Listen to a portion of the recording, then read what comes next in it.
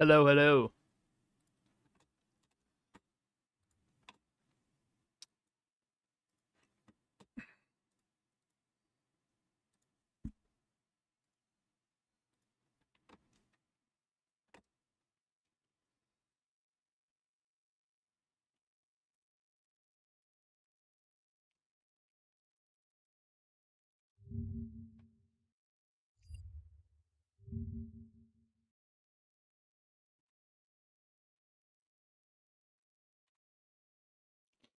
All right, we're going.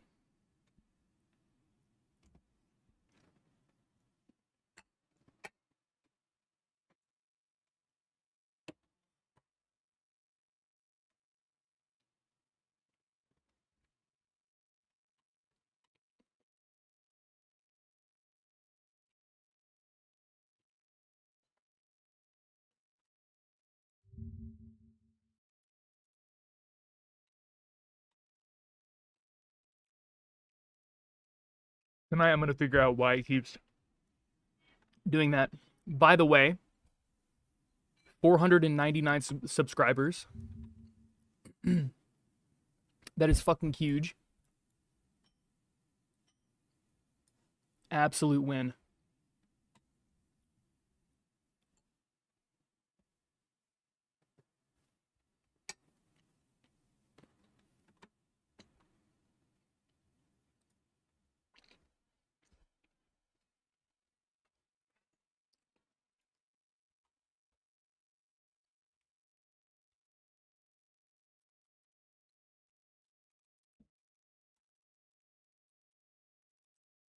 Sorry, I'm having to like reach over my food like a mongrel.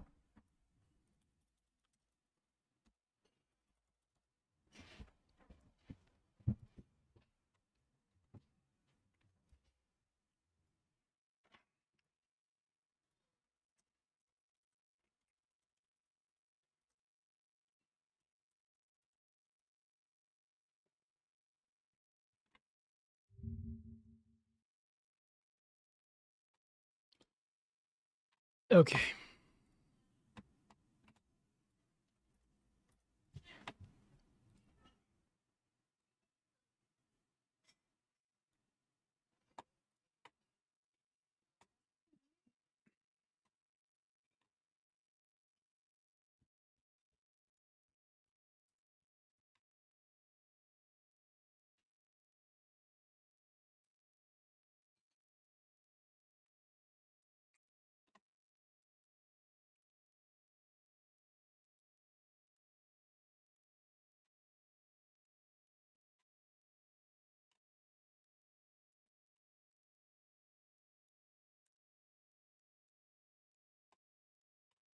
I'm happy to say that the stream yesterday popped off. It has over 100 views right now. That is really good. Very happy about that.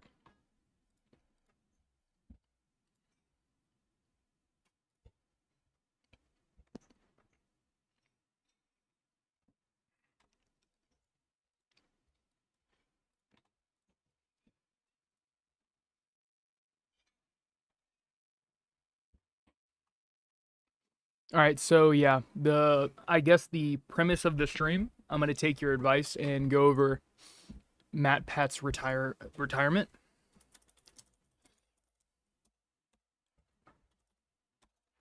Probably just gonna watch a video on it because it's huge. I will admit I was never a huge fan of Matpat, but he has been a gigantic creator in the space, and he's been legendary strictly off of his grit in like getting videos out every what was it like every week, never missed a week. So for the last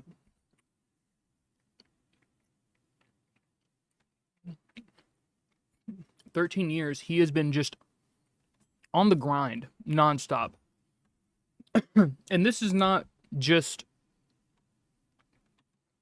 the content he produces, from my understanding, is not just low quality content. It is high production value content that costs a good amount of money to make.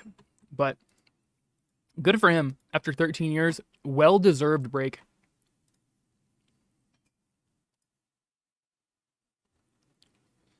Why is my thumbnail not changing?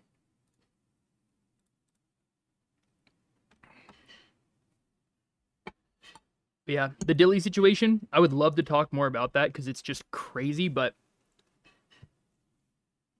I've already talked too much about it.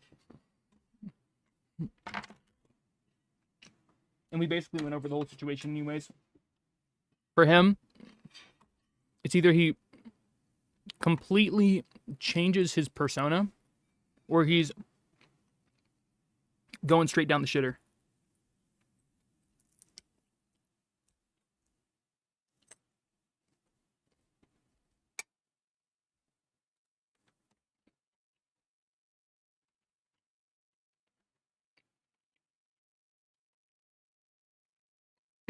I had a 4-hour flight, and apparently Matpat retired while I was in the air. What?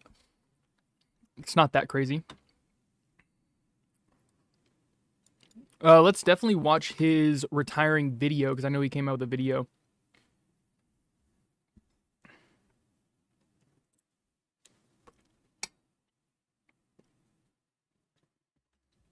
Oh, and by the way, sorry I'm eating.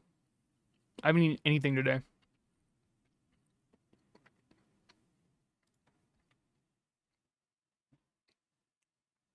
My stomach is grumpy. Growling. Let's see, did it change? Nope, it's still... There we go.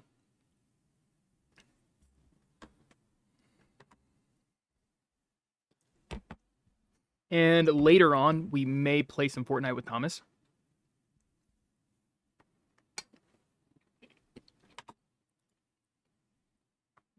We'll see.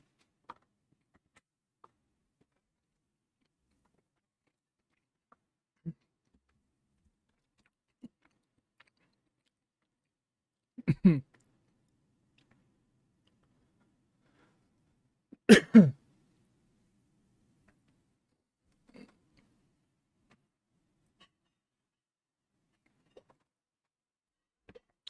got the fucking chug jug on standby.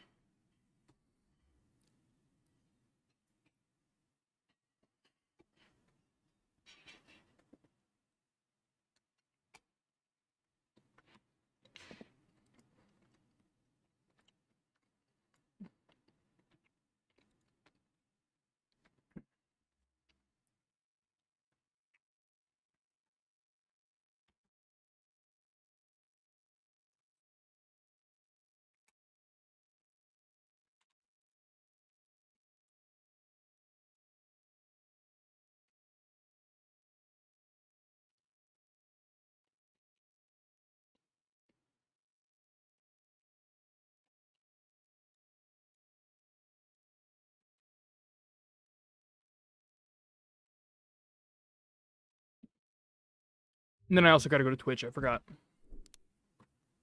Change that title. Okay. He was just... I don't know how. And then I also got to go to Twitch. I forgot. Okay. Change that title. Okay. He was just... I don't know how. And then I also got to go to Twitch. I forgot. Okay. Change that title. Okay. He was just... I don't know how. I'm getting absolutely blasted with these shitty titles. Okay. Holy fuck. Change that title. Okay. He was just... I don't know how. I'm getting absolutely blasted with these shitty titles. Okay. Holy fuck. Change that title. Okay. He was just... I don't know how. I'm getting absolutely blasted with these shitty titles. Okay. Holy fuck. Change that title. Holy shit, if I could type. I don't know how. I'm getting absolutely blasted with these shitty titles. Okay. Holy fuck. Change that title. Holy shit, if I could type. I don't know how. I'm getting absolutely blasted with these shitty titles. Okay. Holy fuck. Change that title. Holy shit, if I could type. I don't know how. I'm getting absolutely blasted with these shitty titles. Okay. Holy fuck. Change that title. Holy shit, if I could type. I don't know how. I'm getting absolutely blasted with these shitty titles. Okay. Holy fuck. Change that title. Holy shit, if I could type. I don't know how. I'm getting absolutely blasted with these shitty titles. Okay. Holy fuck. Change that title. Holy shit, if I could type. I don't know how. I'm getting absolutely blasted with these shitty titles. Okay. Holy fuck. Holy shit! I can type. I don't know how you absolutely blasted. Okay. Holy fuck. I think it's something to do with restream. I don't know what I don't know how you I need to do. Okay. But I think in restream I like reset the. I don't know what settings I need to do. Okay.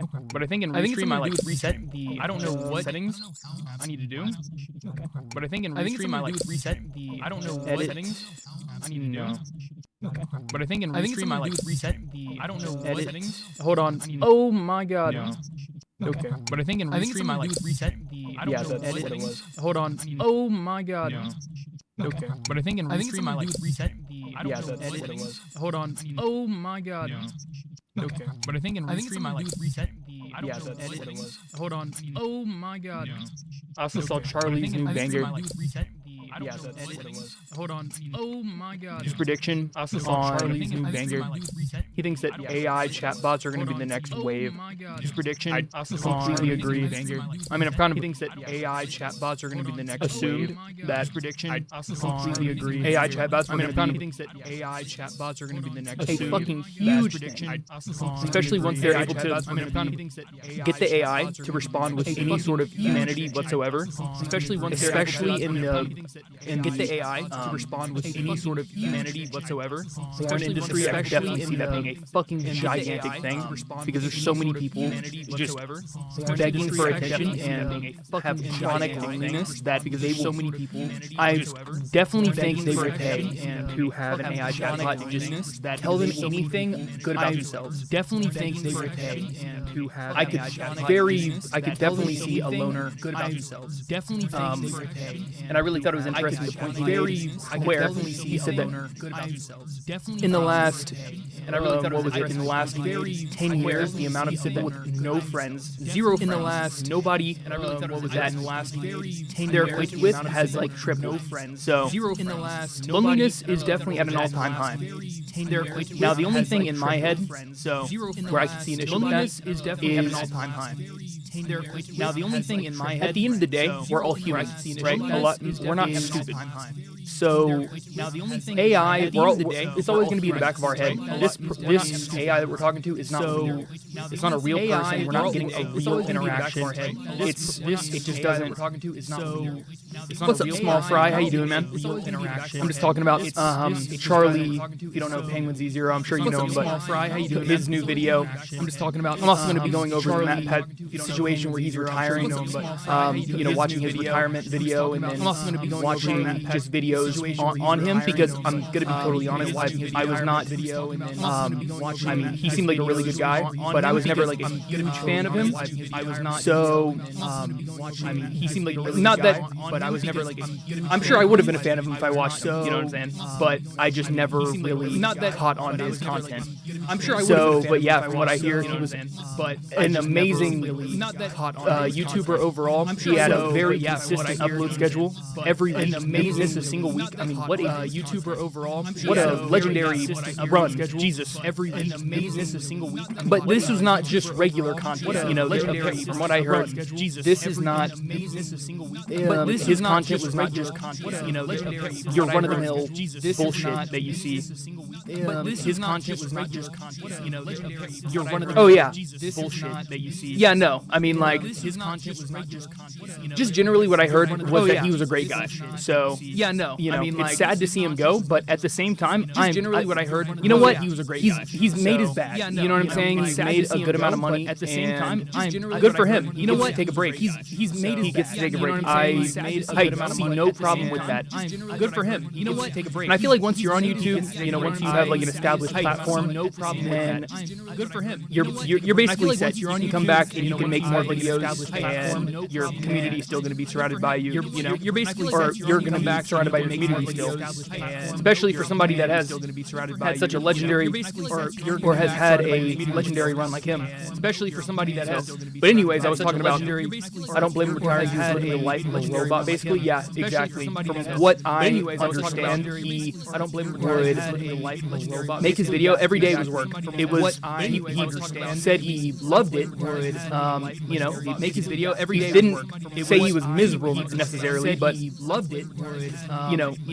I can definitely see, even if you love what you're doing, miserable necessarily, but there's a certain point to where if you, I can definitely see, even if you love what you're doing, if you do it every single day, you can still get sick of it. It's like, for example, if you like boats, even if you love what you go out on the water, you're gonna have a great time. You're gonna be, for example, if you like boats, even if you love what you are gonna be loving it, but no one's gonna be doing it every single day. Even if you love boats, even if you love the water, like you're gonna be like, fuck, I'm getting tired of this shit. And you're gonna love, the water. You're gonna like, it's gonna just get over it.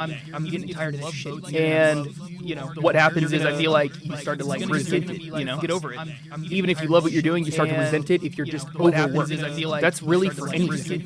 Get over it. I feel Even like. if you love what you're doing, you start to resent it if you're just overworked. But no, I was talking about also talking about Charlie. I don't know if you've seen his latest video where he made a prediction that he thinks that AI is going to be the new sex, or it's going to be the new.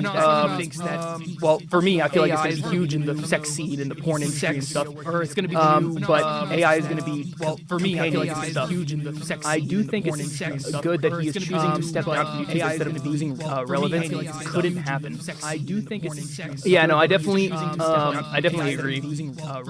I mean, once it's. I feel like if you have no passion in what you produce, then people are going to realize you're just shitting out your content. I feel like if you have passion in what you produce, then people are going to realize. Yeah, where AI is going to. I mean, I feel like if you have right now AI is not to the point where it can actually formulate human sentences or human sounding sentences. Right now, AI. So if you're like, oh, you look hot today, it'll be like, what did you eat like earlier or something? It'll respond with something totally out of bounds. You look hot today. It'll be like, but once they hone that in, AI is able to actually respond with human-like responses. But once then, I feel like it's just going to be like a runaway fucking. It's going to be a runaway sort of thing. I feel like it's just going to be like a runaway. Oh yeah, it needs a fuck ton of work. I don't know if you saw the video, but Charlie literally bought he bought like a $10 AI girlfriend, and it didn't even. It had no. It was not able to actually engage in any sort of like relationship. It has no conversation. It was not just generic chat GPT sort of like relationship with a animated girl in the left hand side. It was an absolute dog pile mess. It was terrible. Animated girl in the left hand side. It was an absolute dog pile mess. It was kind of wild. I mean, I might do something like that too, but I just I would do it just for the content, but at that point you're basically just shitting like $10. I would do it just for the content, but like at that point you're basically just shitting like. At that point, if you're a recluse or whatever, and you never get out, you're better off just at that point. If you're a recluse buying an escort, like I mean I hate to say it, like that just makes more sense to me, because you're at least getting human interaction. Like I mean I hate to say it, like that just makes more sense to me, because you're at least getting human interaction. That's probably terrible advice, but God, I feel like buying a that's probably terrible AI girlfriend is, but God. Okay, my argument for this, right, is at the end of the day we're all human beings, but so we're not we're not stupid, or some of us I guess are. Some of us can be idiots at times. So you know what? All of us have our little idiot moments. We shit the bed every now and again. Some of us can be idiots at times. So you know what? All of us have our little idiot moments. We shit the bed every now and again. But can be idiots at times. So you know what? All of us we all know that AI is not a real human being at the end of the day. So we're not gonna associate that with real human interaction. I mean, it might be huge, but at the end of the day, it's still gonna be like a gap left open in our lives. We're trying to get human. I mean, it might be connection from AI source. It's just I don't. I just that's gonna connection from. It's not gonna. I don't think it's gonna work right. I don't. That's gonna connection from. It might work in the short term. I don't think it's gonna work right. What's up, Ram Charan Arya? How you doing? It might work in the short term. I don't think it's gonna work. Welcome to the stream. We're about to go over Charan Arya. How you doing? Matpat's retirement. Welcome to the stream. We're about to go over talk about Arya. How you doing? Matpat's retirement. I'm probably going to talk about AI a little bit because it is getting good. I will admit it is getting good. Matpat's retirement. I'm probably going to talk about But it's AI just a not little to the bit, level because it is where- getting good. I'll admit it is getting good. All right, see you, small fry. Matpat's retirement. Thanks for stopping I'm by. probably going to talk about But it's AI just a not little to the bit, level. because Appreciate it it is where- getting good. I'll admit it is getting good. All right, see you, small fry. Thanks for stopping by. I'm probably going to talk about But it's AI just a not little to the bit, level. because Appreciate it it is where- getting good. I'll admit it is getting good. All right, see you, small fry. Thanks for stopping by. But yeah. appreciate it where I'll admit it is Ava. getting All good. right, see you, small fry. Or mom. But yeah. Can you close my door? Ava. All right, see you, small fry. Or mom. But yeah. All right. Can you close my Let's door? go ahead Ava. and get her going. Or mom.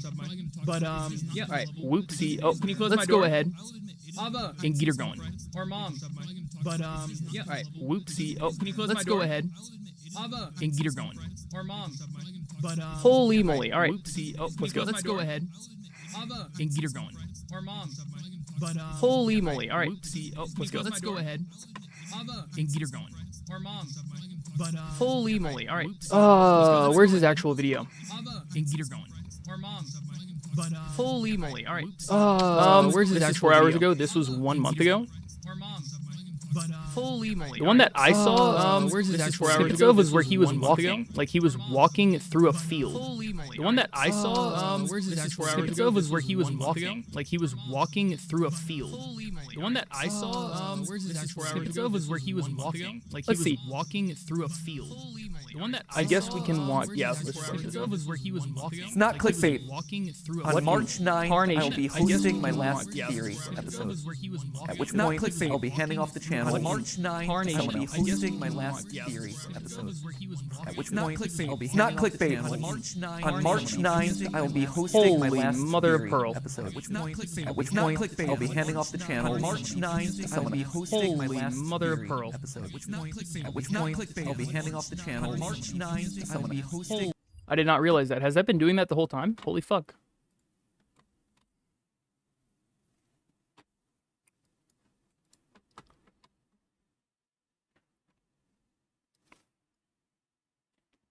Mom, can you close my door?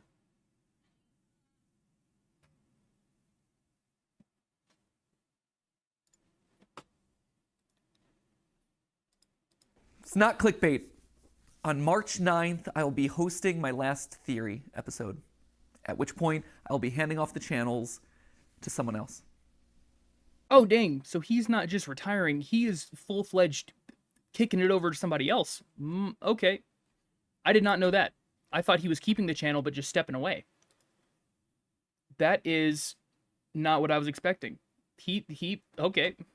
But you know what? He got the bag. Like I said, he's made a fair amount of money, I'm sure. He's really done well for himself. You know? There it is. That's it. Send tweet. We're all done here. That's all you need to know, right? In video. Oh, wow. Forgive me, by the way, if I'm a little bit more disorganized than usual. Normally, I would want to... What do you do after you have such a long career with, on YouTube? Where do you go from there? Like, after you retire, I get you retire. Like, what do you, like, I watched a video where a NFL player retired, and he was explaining how every season his body was like programmed to wake up, go runs, I don't know, take a shit in the morning, like at the same exact time every day. And he was miserable when he retired. So I just hope that's not like a situation that Matpat finds himself in, like not knowing what to do with your time, you know? Script out something like this pretty precisely. But with an announcement like this, I wanted to bring it back to just us. There's no one else in the room. There's no teleprompters. There's no nothing. It's just the way that this whole thing started. It's a conversation between us. And sorry that I keep getting emotional about this. I'll try not to, but it's a big deal. You know, like. Hey man, it's a big deal. It's a big deal. Yep.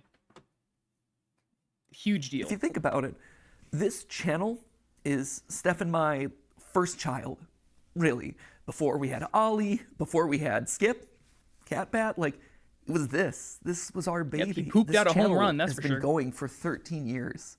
I think in total it's somewhere around like 1,200 theories, and only half of those are FNAF. 1,200. Shocking. I know we actually did stuff that wasn't FNAF related, but this has been a literal third of my life. And I'm going to miss you. I'm going to miss this. I value what we have here. I value this conversation, this openness. Oh my god, this is so sad. Holy shit. I was not expecting this to be this sad. What's up, Misty Games? Welcome to the stream. Thank you guys for watching. We're going over the Matpat situation where he's just retiring. After 13 years of it, he had one hell of a run. Uploaded every single week, did not miss a single week. So, relationship that we share. And I'm sad that I won't be able to see you every week. Which then I guess prompts the question of like, why? Why am I doing this now? Why am I making this announcement that's actually today? my main Why question, am I walking away from the channels? Well, to be honest, it was Tom Scott. You can blame Tom Scott. Tom just did his farewell video, and I'm like, well, he was able to do it. I want to be able to fly away in a helicopter. Obviously, that's not it. But holy really, shit, I'm getting Tom Scott and Matpat confused. Oh my god. Yeah. Yep. Holy moly. Reasons for making this announcement today is Jesus. Everyone's flying away. Everyone's flying away from YouTube. You know what? I knew I never said this publicly or anything, but I in my head theorized that there was going to be a wave of YouTubers that retired because YouTube blew up. And I feel like a lot of really it is a very sad situation. You can tell he's very he is distraught right now. Understandably. Actually, what is Matpat's run?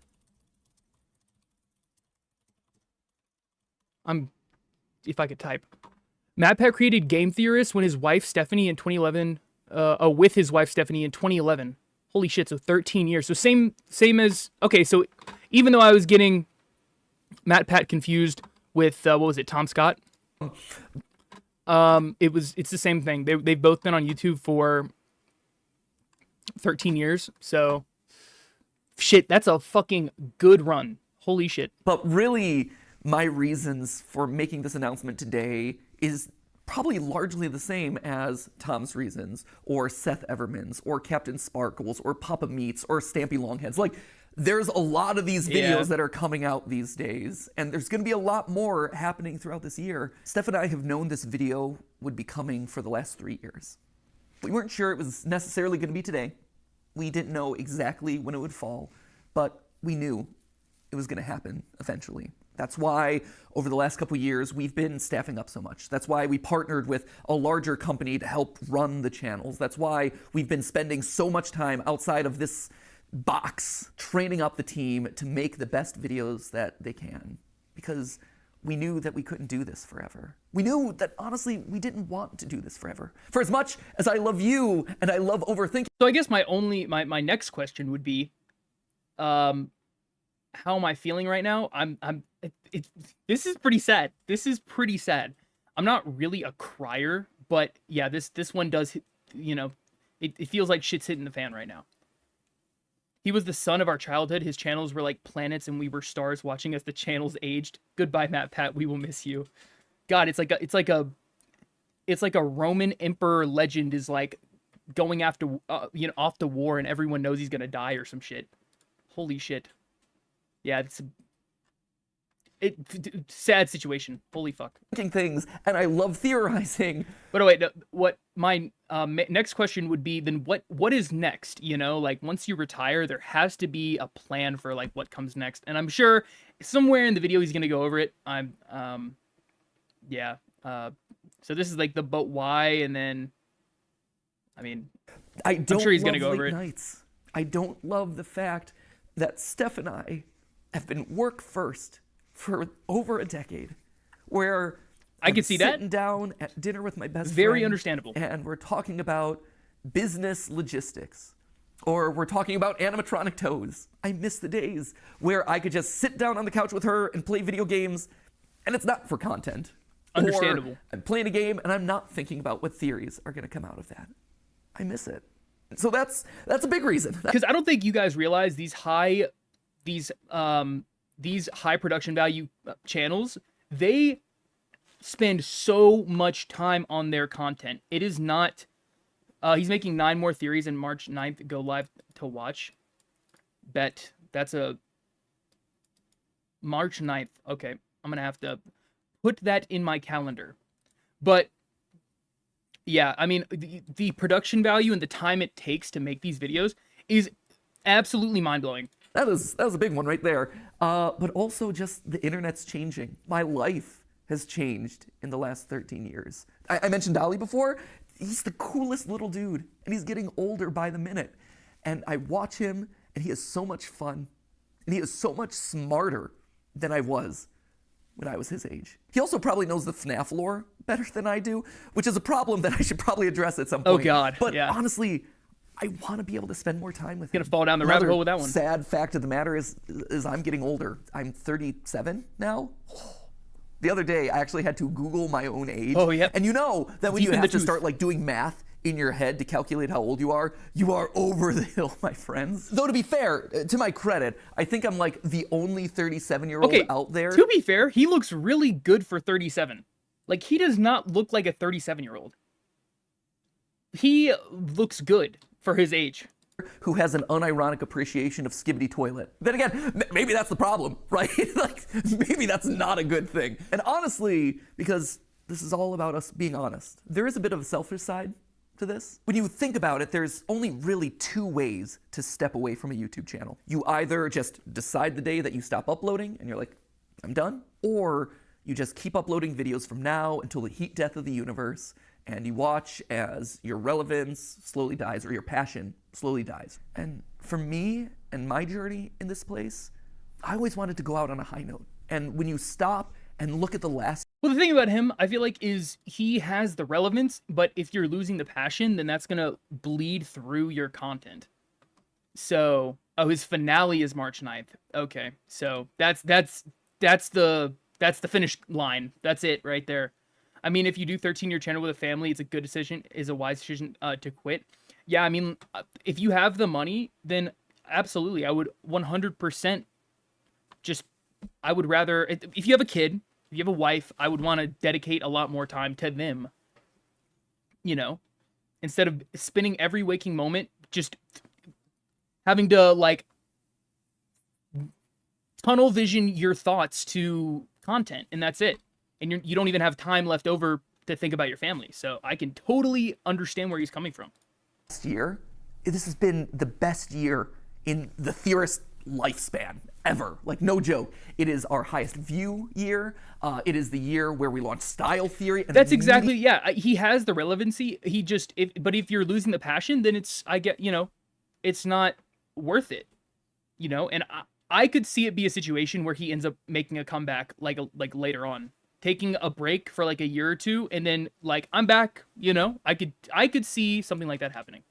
Immediately put our foothold in a brand new space, and that took off, and now we're one of the top style and fashion channels on YouTube. And that kind of completes the trifecta of, hey, we now have a top channel in 4 different verticals that are completely different, and no other YouTuber really has ever been able to. Yeah, they really got the dominance on the YouTube space. My God. If you have 4 super successful channels, that is a holy shit. Do it to that scale. That's amazing. This is also the year where I was able to meet you guys at our Broadway show. I was able to play at the PGA and show that, hey, YouTubers aren't particularly good at golf, but they can make your event relevant for like a couple of minutes. It was also the year that I got to host the Streamy Awards, and it wasn't cringe. I mean, to be fair, the Streamy Awards are always a little bit cringe, but it was the right amount of cringe. When I pull up videos of all my favorite creators, and I watch them, and all of a sudden I start hearing people just casually dropping, that's just a theory. It's just a theory, a game theory. Now this is just a theory, people. At the end of the day, it's just a game theory. That's just a theory.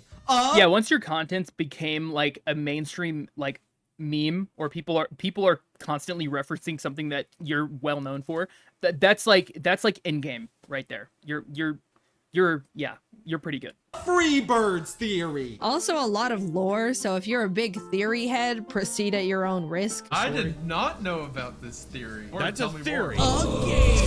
That right there, that is incredible. That's the note that I want to leave on. And that's how you just know it's the right time. All of those reasons coming together, saying, hey, this is the moment. And that's hard to say. because change is scary. Change is hard.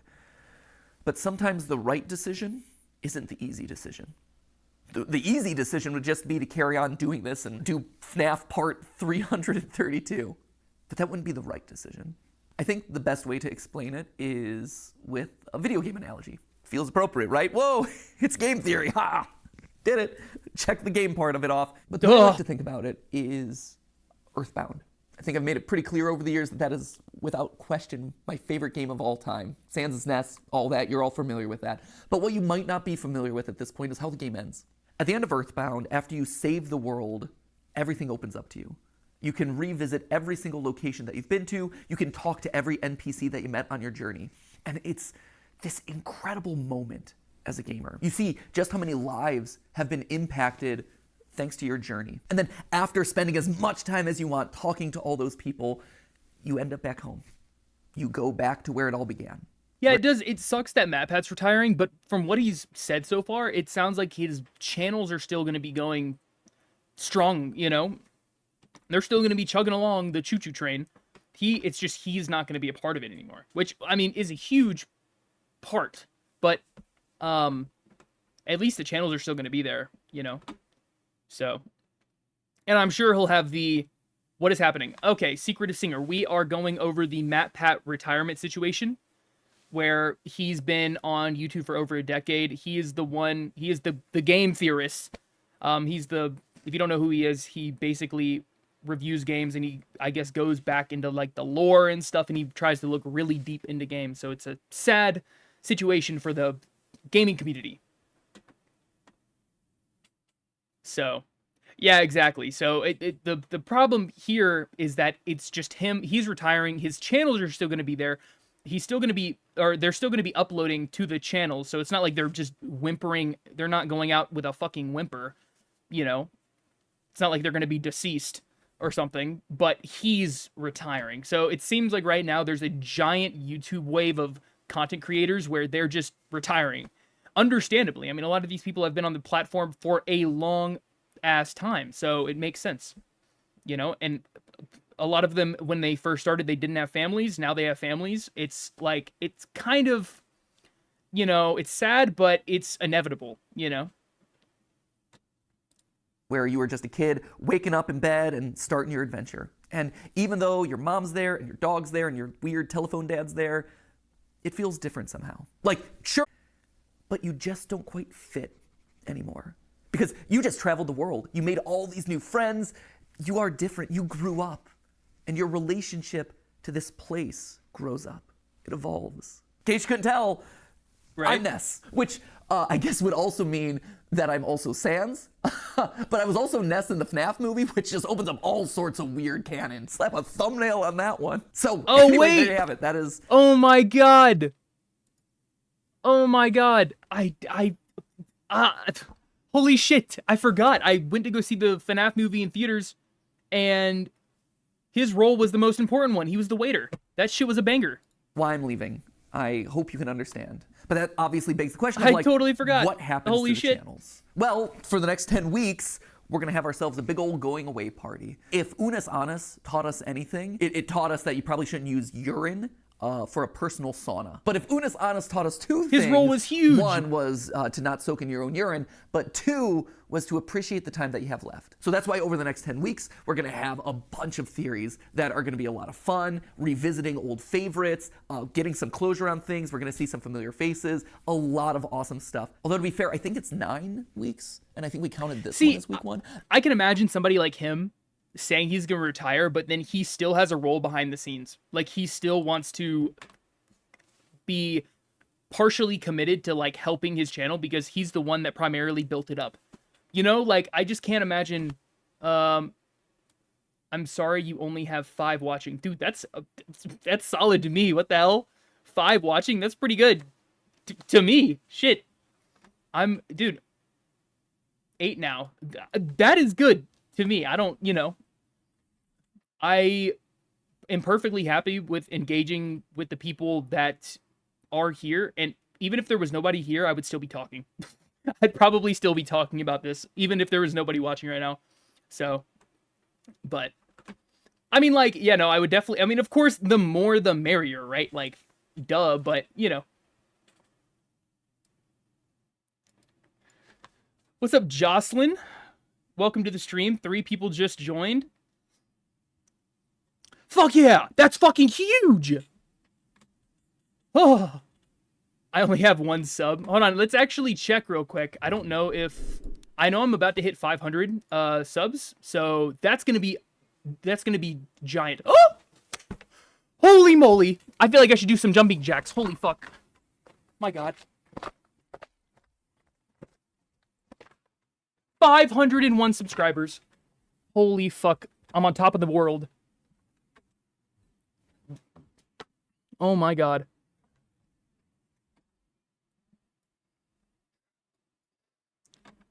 Wow, that's huge right there. Yeah, when I first started streaming, it was $4.99, so I was, you know, just checking, see if I passed the 500 mark. That is huge news right there. That was stupid of us. That, my friends, is how you wind up getting Wario being 10 feet tall. Check now. Oh boy. Holy mother of God. 2 more. That's huge. God dang. I think I'm about to nut on myself. Jesus Christ. Thank you guys for watching. I do appreciate it. Now, this is huge. Hey, listen, this is the most chatters I've ever had in here, so I'm perfectly happy. And I'm surprisingly, I'm streaming on Twitch and YouTube, so every single one of my viewers right now are on YouTube. So, fuck you, Twitch. Like, holy shit. That's a dub. That's a huge dub. I appreciate it. Yeah, no, I mean, tonight, I'm probably gonna make, like, I'm on a fucking grind right now. Like, I am cooking up, alright? I'm cooking up content right now. Like, yesterday I uploaded 2 videos. I want to at least be uploading, like, 1 a day. At least. So I live in the West Coast, right? By the way, this is just a guess. I'm not doxing. No, I live in the East Coast. I live in the Peach State. If you know what the Peach State is. I appreciate it. Secretive singer. Very much. Now this is fucking huge. I take this as an absolute dub. 5 watching. I mean, yeah. Giant. You're from Australia. Oh my god. I have another friend from Australia. Australia. Holy shit. Must have drank the stupid potion today. Goddamn. Well, welcome from Australia. That's a long-ass way away. Your friends will sub and get you to 600. That would be great. Mathematical rigor. Should have double-checked the numbers. So I have 9 theories left on each of the channels. But You're we're in going to summer. call them MatPat's Final 10 because that Really? sounds better. What? At which point then on March 9th, we're going to have that big going-away celebration. MatPat's Final Oh, okay, Theory. so yeah, he mentions that his going away celebration is going to be March 9th, and I guess that is going to be the finish line. And I just dust away. I stand astride my Music Man, and I just whip a nay-nay off into the distance. But Whip then a something nay-nay. special happens. Oh Do my god. the channels go away with me? No, actually. I've always thought that anyone can be a theorist, right? If you are passionate about a topic and you love to overthink it and over-research it, then congratulations, you're a theorist. This is your first stream with me? Yeah, this is my And that first could stream range with from, hey, I have any of you family guys. recipes So that I I'm appreciate you constantly guys looking tuning to in, for real. refine, to, hey, I want to create the perfect fantasy sports team. Because here's the lurking. thing, sports pros, But at the just end of the wanna day, say, hey, if from you are Ohio, I in the live really close statistics to where and Matt numbers and grew up, doing actually. calculations Really? to see if your team won or lost, you're just playing a glorified Dungeons and Well, that's fucking awesome. Dragons game. Hate to break it to you, you're one of us, my friends. And sure, game theory is a format that I created. It's a show with this very excitable host who makes a lot of cringy dad jokes and says the word lore a lot. But at the end of the day, it's more than just the host. It is a show. It is a format. And In a broader sense, it is a state of mind. It's a way of thinking and approaching the world around. I don't know how to make good content. I feel like you just have to turn on the camera. Like, not, okay, that's totally incorrect. You have to be in the correct mindset for it. For me, I kind of have to psych myself up for it a little bit. It's not like I'm nervous, I guess. I mean, maybe a little bit, but I think it comes with time. You just get used to being in front of the camera. You. It's more than just the host. And when you think about it, not a lot of YouTube channels function that way. We're special in that regard. Like, you're not going to be able to get another Markiplier stepping. See, like, for example, yesterday it took me like 2 hours to get to 100 messages on Restream. And today it took like 30 minutes. So that's huge. Into the Markiplier channel. And you're never going to be able to recreate Jenna Marbles. And to be honest, you're never going to get another Matpat either. But you can have another game theorist. You can have another film theorist or food theorist or style theorist. I think in a lot of ways, we almost function kind of like the Doctor Who of YouTube, where as one host fades away, a new one kind of respawns in their place. And they're able to put their own unique spin and flavor on the format and make it their How unique old is my thing. channel? You have eras Probably of the different theorist around channels. And so, you know, my era's fading away. I mean, and my someone channel's new been around is for a coming in. while, This like is a the long David time, Tennant but to Matt Smith transition. I've been active right? for good, a solid year? series of episodes right there. So who then is going to be taking over the channel? Something like that. Well, I don't know if you've noticed this, but fewer and fewer of the words that I'm saying in any given episode are actually mine. If you go down to the credits, you can actually see in the description that there are certain names that have been appearing more and more frequently. Like, yeah, I'm listed on every single one as the writer because I touch every single script, I polish it into my voice. But in all honesty, the bulk of what I'm saying is coming from someone else. It's their research, it's their work. Why should they have to filter their creativity through my voice? I've always envisioned these channels as a place where we could spotlight all sorts of creators. I mean, it even goes back to the original URL of this channel, right? I mean, this is huge. I mean, okay, you also have to look at it from the perspective of he's retiring. However, he is allowing other people to take his place, giving other people opportunities. You know, he is, you know, taking off the vest. He is putting down his sword, and he's allowing somebody else to come and pick it up. He's giving somebody else an opportunity to be in the situation that he was in. He's giving somebody else a huge, you know, it's a huge opportunity for somebody else. So it's a sad situation, but it's a good situation if you look at it from the correct perspectives. You know? You got a lot of subs for 1 year. Yeah, I mean, it's been more like 2 years, kind of. But a lot of those subs actually came from YouTube Shorts. But I don't even really do YouTube Shorts anymore. I've just been doing videos. So, and like I said yesterday, I've been trying to keep them simple. And, you know, I'm definitely not a super high production value channel, but I try to, like, make my videos entertaining for the time that I'm recording, you know?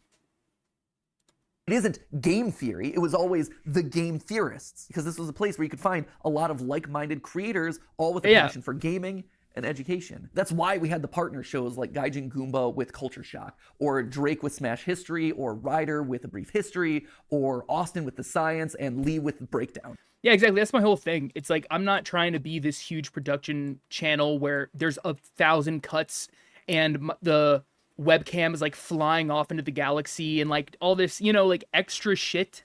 It's just, first off, it takes a lot of time to seriously edit a YouTube video.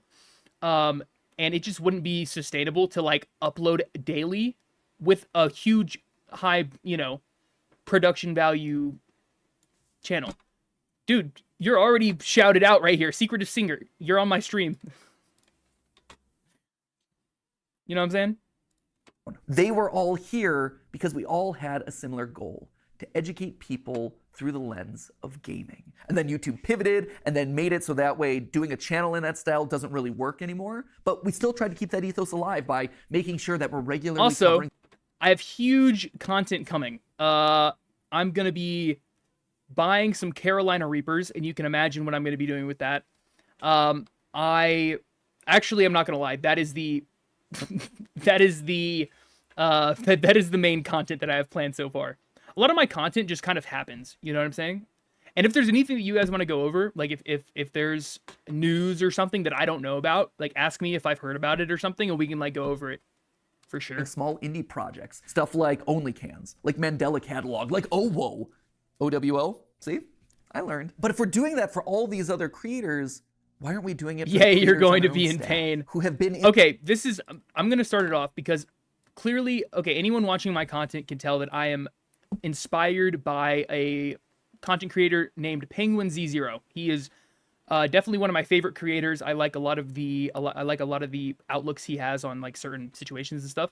But one of the things he's not good at is handling spice, like handling spicy foods. If you look at any of his spicy food content, he is, I mean, I think it's okay for me to say he's a pussy when it comes to spicy foods, which is fine. Like, you know, everyone's going to have their own different tolerance. My spicy food tolerance is godlike.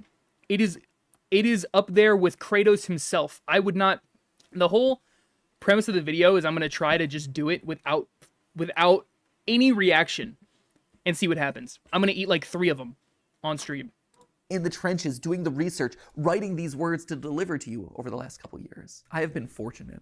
I have been so blessed to have this platform available to me that you've given me over the last 13 years. But I think now it's time to pass it on to the next generation.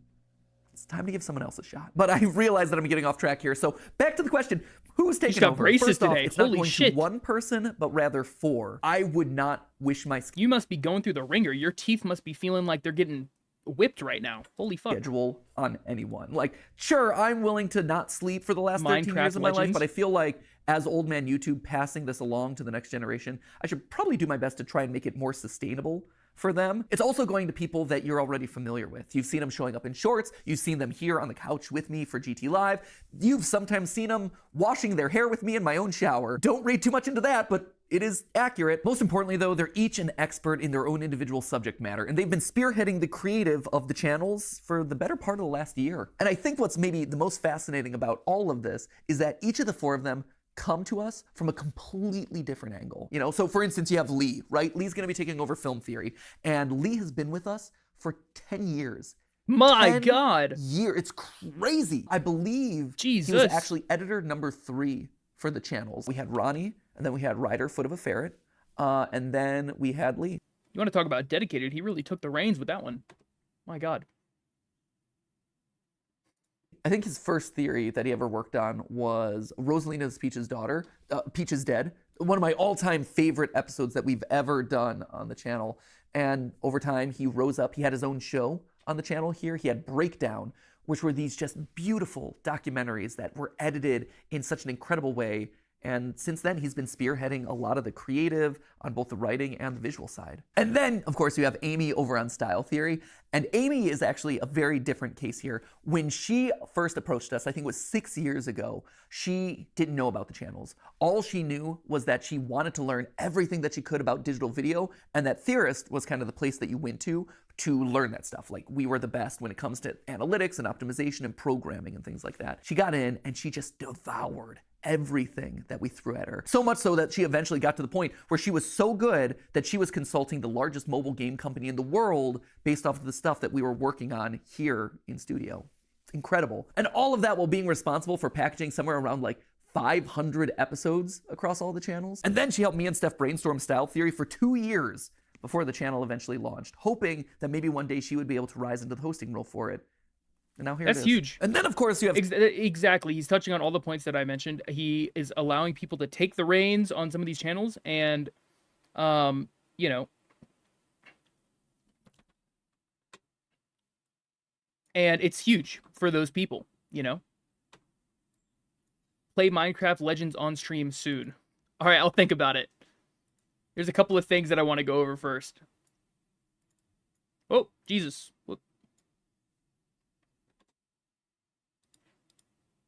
What in tarnation?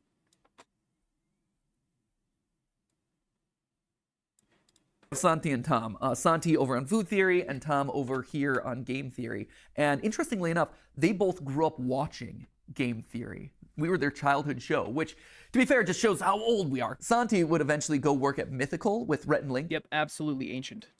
No. Dude, for 37, he looks really For good. coming here, where he is bravely spearheading food theory and letting me mercilessly make fun of all of his recipes. He's much better than I give him credit for. I just like giving him a hard time. And then Tom, he worked at Disney and Fox, but he knew all along that he wanted to be here, right? Like this was his aspirational goal. He wanted to write here. He emailed us a cold email outreach. We just miraculously saw it, decided to audition him.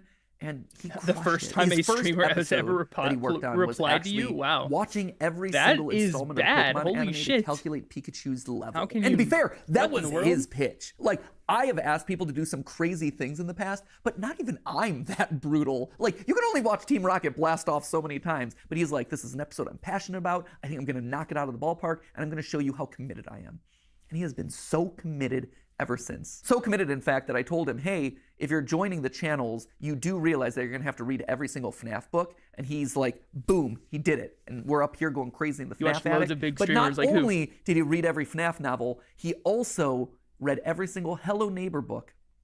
Yeah, he went that far. Currently, he's working his way through Bendy because the new movie's coming up. If nothing else, I think that really proves his level of commitment and also his appropriate level of insanity.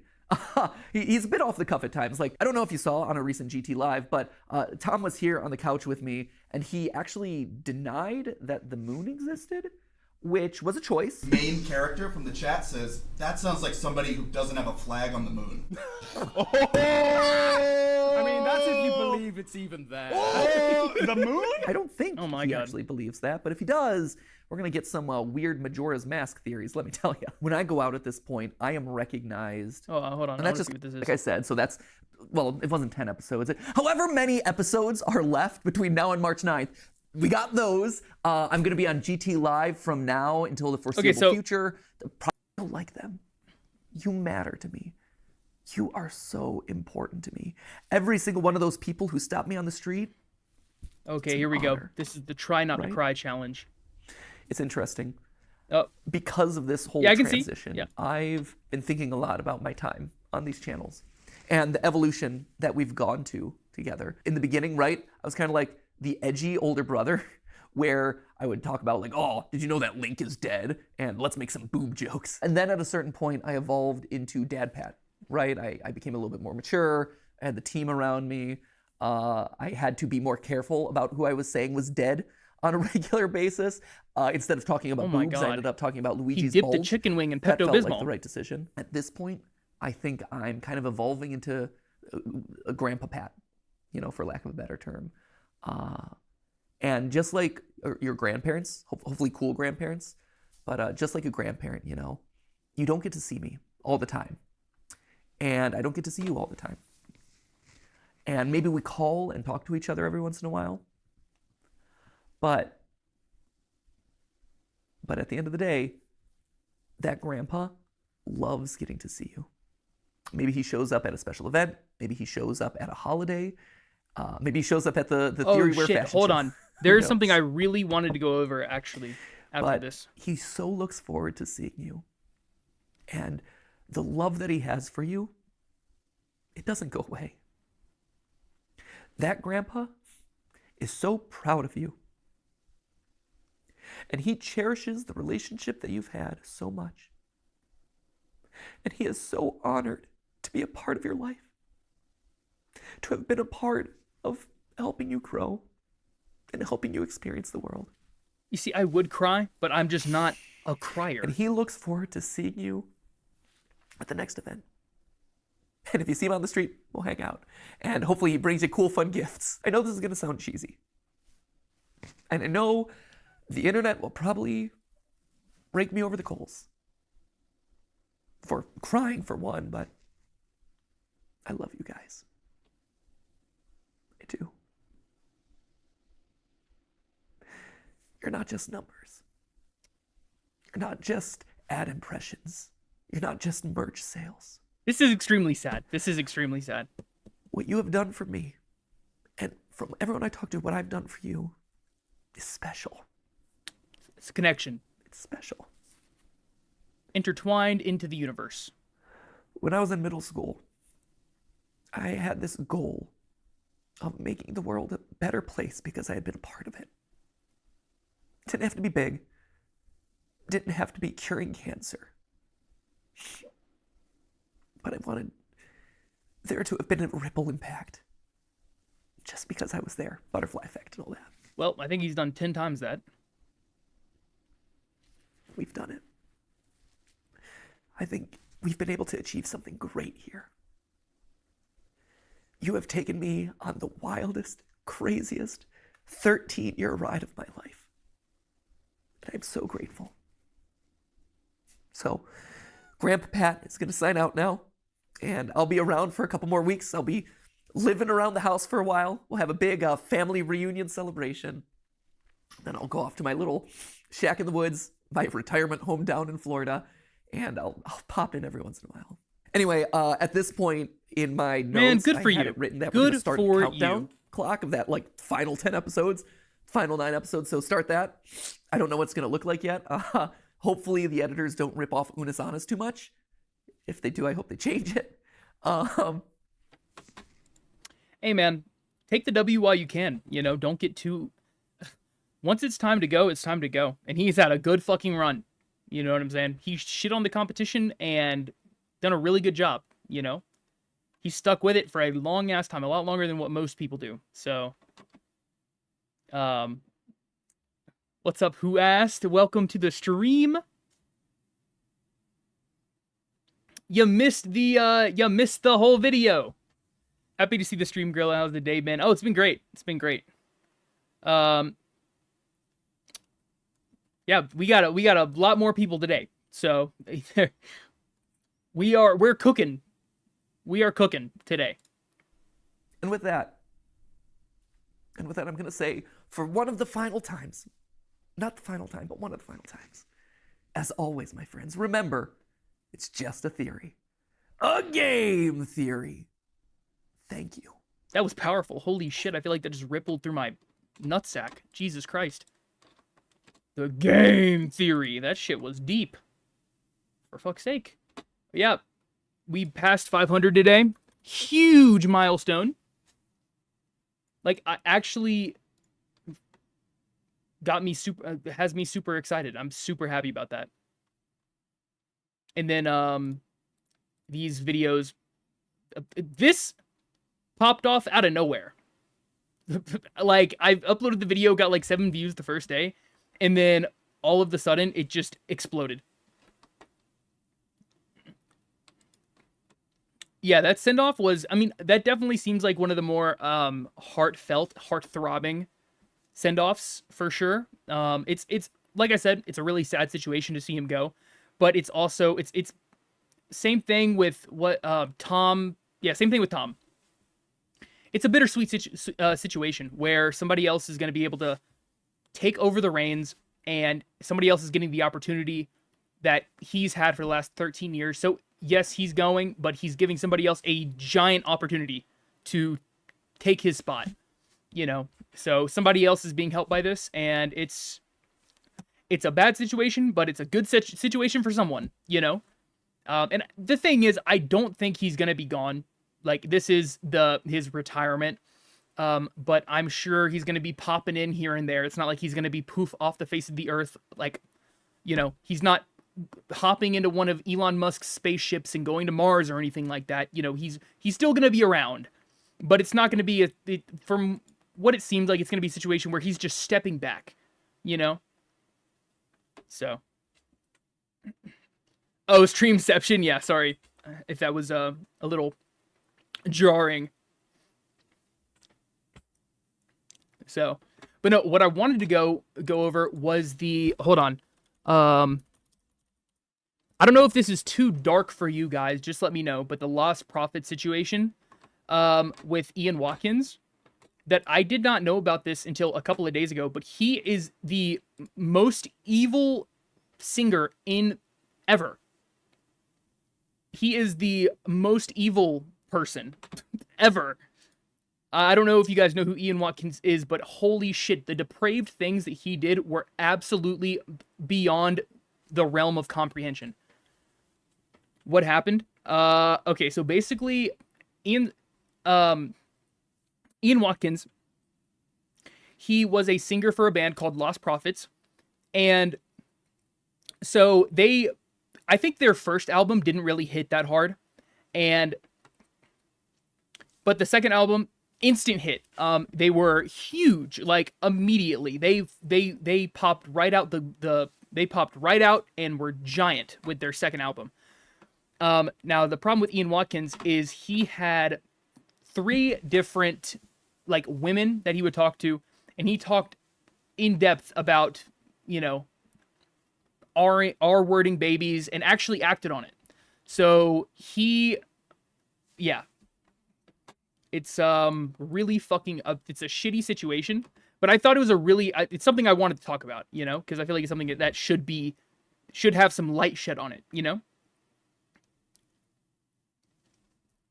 So, okay, let's go into the lore of Ian Watkins, because it's, you know what? Let's watch a video on it. Because it's huge. Like, the rabbit hole is so fucked.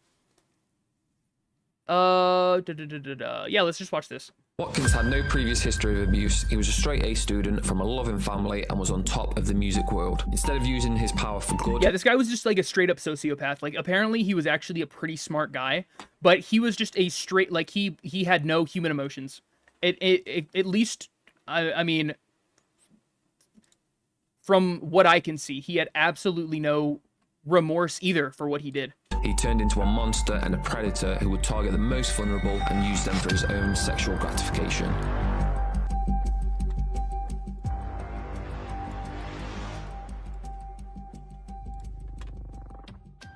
Ian Watkins was the frontman of the super successful band Lost Prophets, who had seemingly done the impossible for a British band and broke into the US music scene. During this period, can I see what you say? Yeah. Idea that the charismatic frontman yes, somebody else. Actually one of the worst child predators to ever exist, with his crime spree coming to an end in 2012 when he was charged with 13. Yeah, this is like, okay, people think of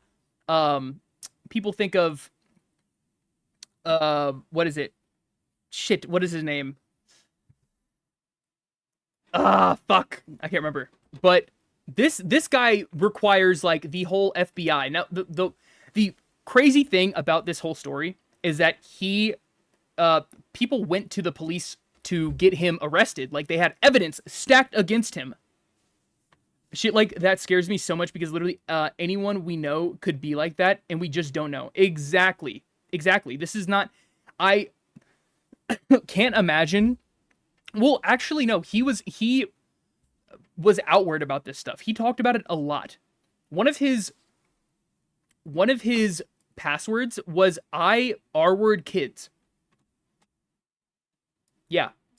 No, it gets... child sex offences and the attempted rape of an 11-month-old girl. This is the case of Ian Watkins. A baby! Ian Watkins was brought up in the Welsh Valleys and actually had quite a comfortable upbringing. He was a straight A student in school. What's up, Josh? Teenage life without any controversy. Welcome to the stream. And was the stepson of a Baptist minister and a talented musician. Watkins had a passion for music from a very early age. In his teenage years, he met who would be a future Lost Prophets band member, Mike Lewis, who formed a thrash metal band called Aftermath.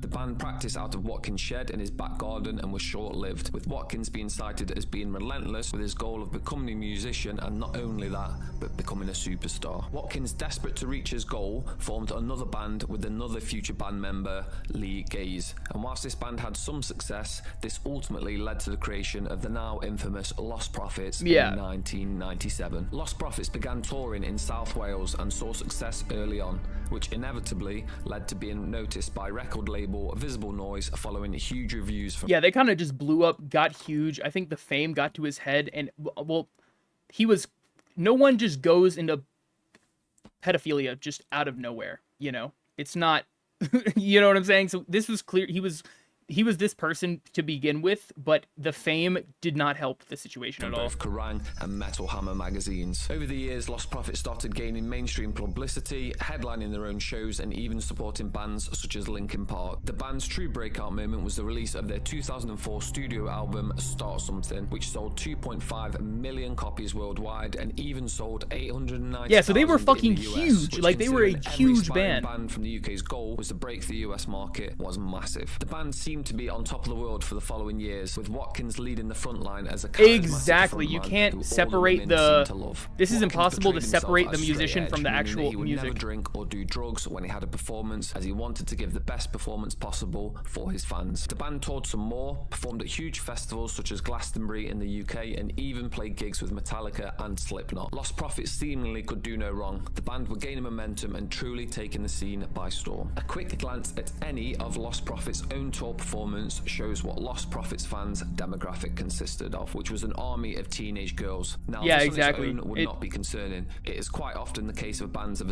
Like the amount of teenage girls that he was surrounded by just enabled him to so easily just infiltrate a couple of their lives and take advantage of them and their babies, literally.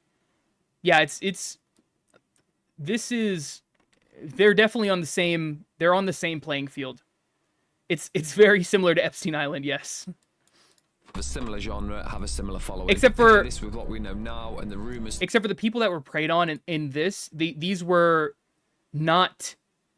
Yeah, exactly. Taking huge advantage of his popularity. Just, yeah. But the difference between this and Epstein Island is that these were regular people being taken advantage of. Now, the people that were, involved with him are not free of blame either, because the mothers that offered up their kids, they freely did so. It's not like he stole them, So they had a huge part to play too. But of course, he is the instigator of it all, Oh boy. How did we get from Matpat to this? Hey, we can watch something different. If this is a little too much, we can definitely watch something different. But I definitely thought it was an interesting thing that we, something interesting we could go over. That were around at the time, and this makes this case even more disturbing. One thing that was noted often but kept quiet along media outlets in fear of being refused an interview with the band was it's the like amount bipolar. of underage girls that were backstage at these concerts. Not just at the concerts, but backstage with the band. And media outlets have often stated that it was often Watkins that looked all too familiar in these situations, whilst the other band members... Okay. And no one ever said anything. So they failed from the start. It wasn't like a situation where people from the get-go were like, this is like really weird. Maybe we should talk to the authorities. Maybe we should go out and, try to expose him or something. No one cared for a really long time. I can't say secretive. I can't say. You might have to look that one up on your own. Quiet the whole time during the Watkins timeline. After the charges, the band started releasing information. I don't think I can say that word on stream. stream. Hated working with Watkins, and after their second studio album, Start Something, Watkins began using hard drugs consistently, such as cocaine and crystal meth. It even got to the point where the band claimed that Ian had his own private dressing room, which you could argue may be an attempt of the other band members to... Yeah, so his drug-fueled cocaine sex binges just made this whole situation way worse. The drugs totally amplified the whole situation.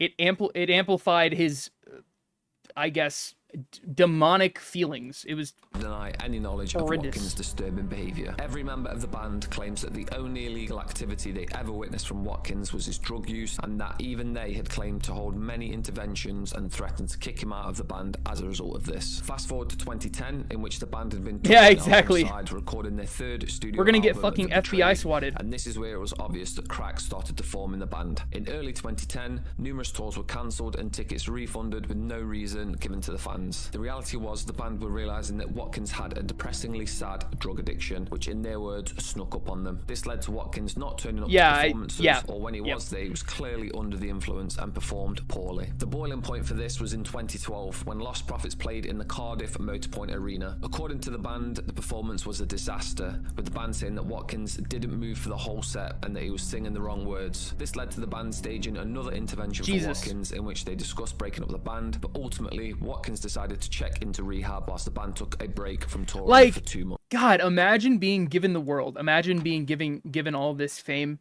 and just doing this with it. Like, holy shit. Imagine going down the gutter so far.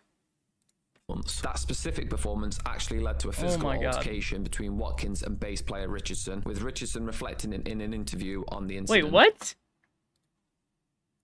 Robert Johnson sold his soul to the devil to get good at the guitar. What in the world?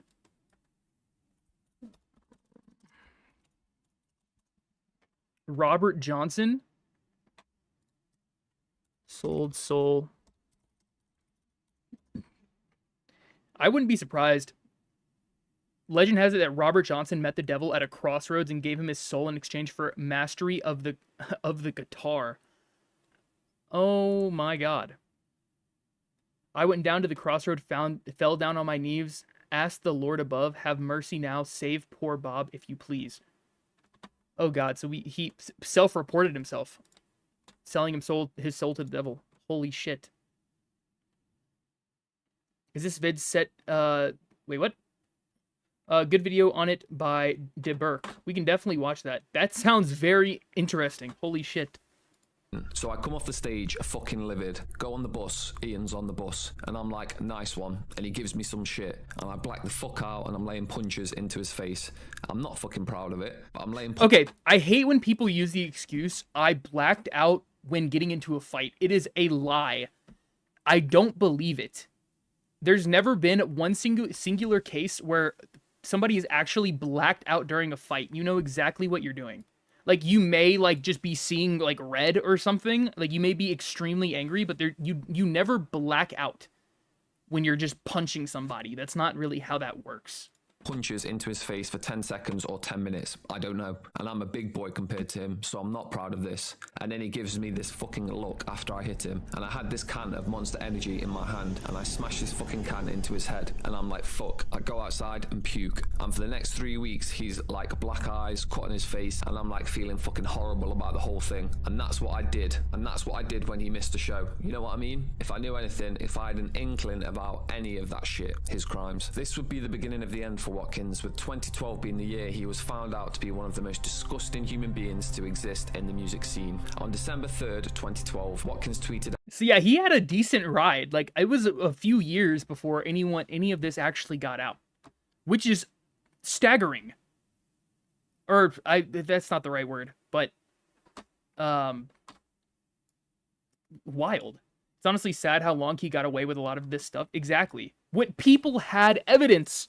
Like, it's not like no one had evidence. People had evidence. Were trying to go to the police, and they would consistently be turned away. out that he was en route to the Big Smoke to shoot our new music video, promoting the band without a care in the world. Fast forward 16 days later, and on 19th of December 2012, Watkins was charged with 13 sexual offences against children, including the attempted rape of an 11-month-old girl. This was not only a day that shook up the music scene forever, but a day that had ultimately ended Watkins' disgusting run of abuse. Yeah, this was huge news. Like, Lost Prophets at this point in time was a giant band. So you can only imagine the fans hearing something like this. Yeah. And took away any freedom he had had. The worst bit about this could have easily have been prevented had the police listened to any of the 1 of 6 people that had expressed concerns. We can go over Matpat Retiring again.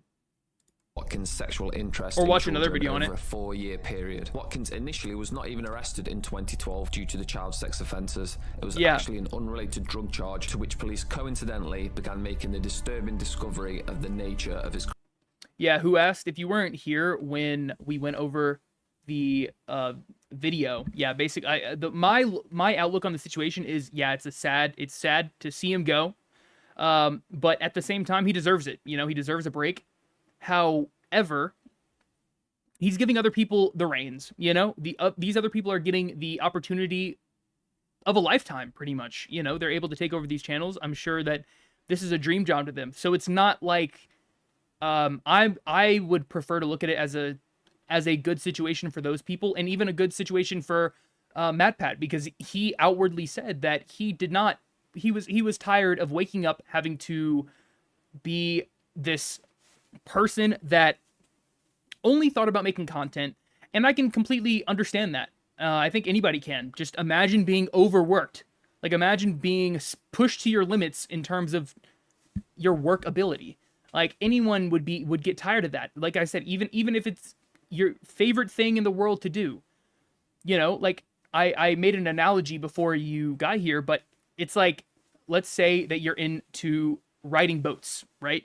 If no one's gonna ride a boat every single day, eventually you're gonna end up getting tired of it. Even if even if it's your hobby, even if you love doing it, if you were forced to go out onto the boat, ride it every single day, you're gonna get tired of it, you know? So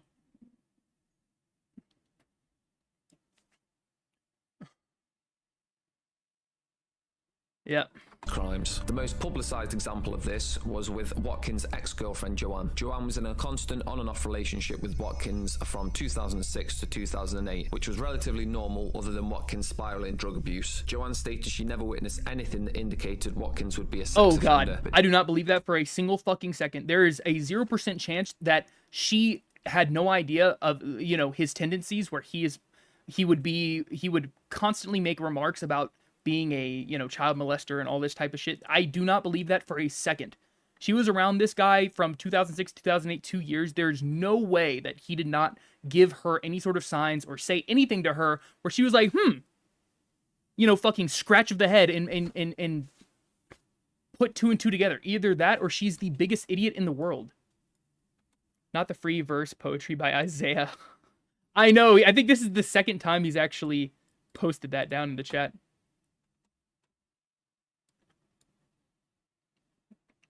Yeah, no, we can watch it again. Did find it strange that there were so many young girls around the band that often. Joanne began receiving disturbing text messages from Watkins in 2008, following an incident in a video discovered by the police in which the two are having sex, and Watkins is heard to tell Joanne that he can't wait to get you pregnant so they would have a child to abuse. Joanne then received a text message from Watkins in 2008 in which he bragged to Joanne that he had sex with multiple underage girls. Joanne, disgusted by this, went to the police immediately that same day, but unfortunately this would be the first of many instances in which Joanne was ignored. Now, from looking at this case, I personally feel many factors went into why the police chose to ignore Joanne's pleas to review the evidence that she was more than willing to provide. The first being that Joanne was previously a sex worker, and they may not have judged her to be a reliable source of information and labelled her as a jealous ex. Watkins at the time was on top of the world, especially in his hometown, so the police knew that any allegation of this nature would bring a lot of scrutiny and publicity to the force. Joanne had physically been down to the police station on that day with her phone and laptop as proof, asking for an officer to review the disturbing text messages, to which she was told that the female officer at the time was not trained to review the data on the laptop. Whilst that may be true, it's... But how? How in the world do you turn away somebody that's claiming that they have evidence of a possible predator? You know? Something about this whole situation feels fishy to me. Something doesn't seem like it went right down the pipeline, you know? Because I can't believe that the police would turn her away after she claimed, you know, that she had evidence. Like, that's so hard to believe. It's extremely negligent to not at least review the text. And he is evil. If it is appropriate for the correct department to triage it, there's simply no excuse for that level of negligence. Oh yeah, he's in jail for, I think it was 35 years.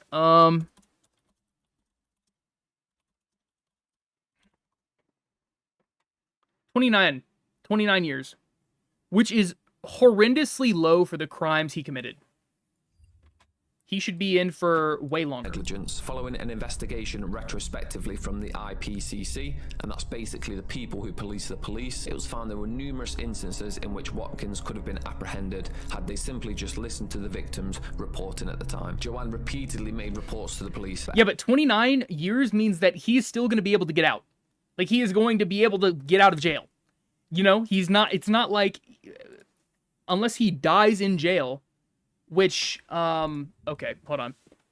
How much longer does Ian Watkins have in prison?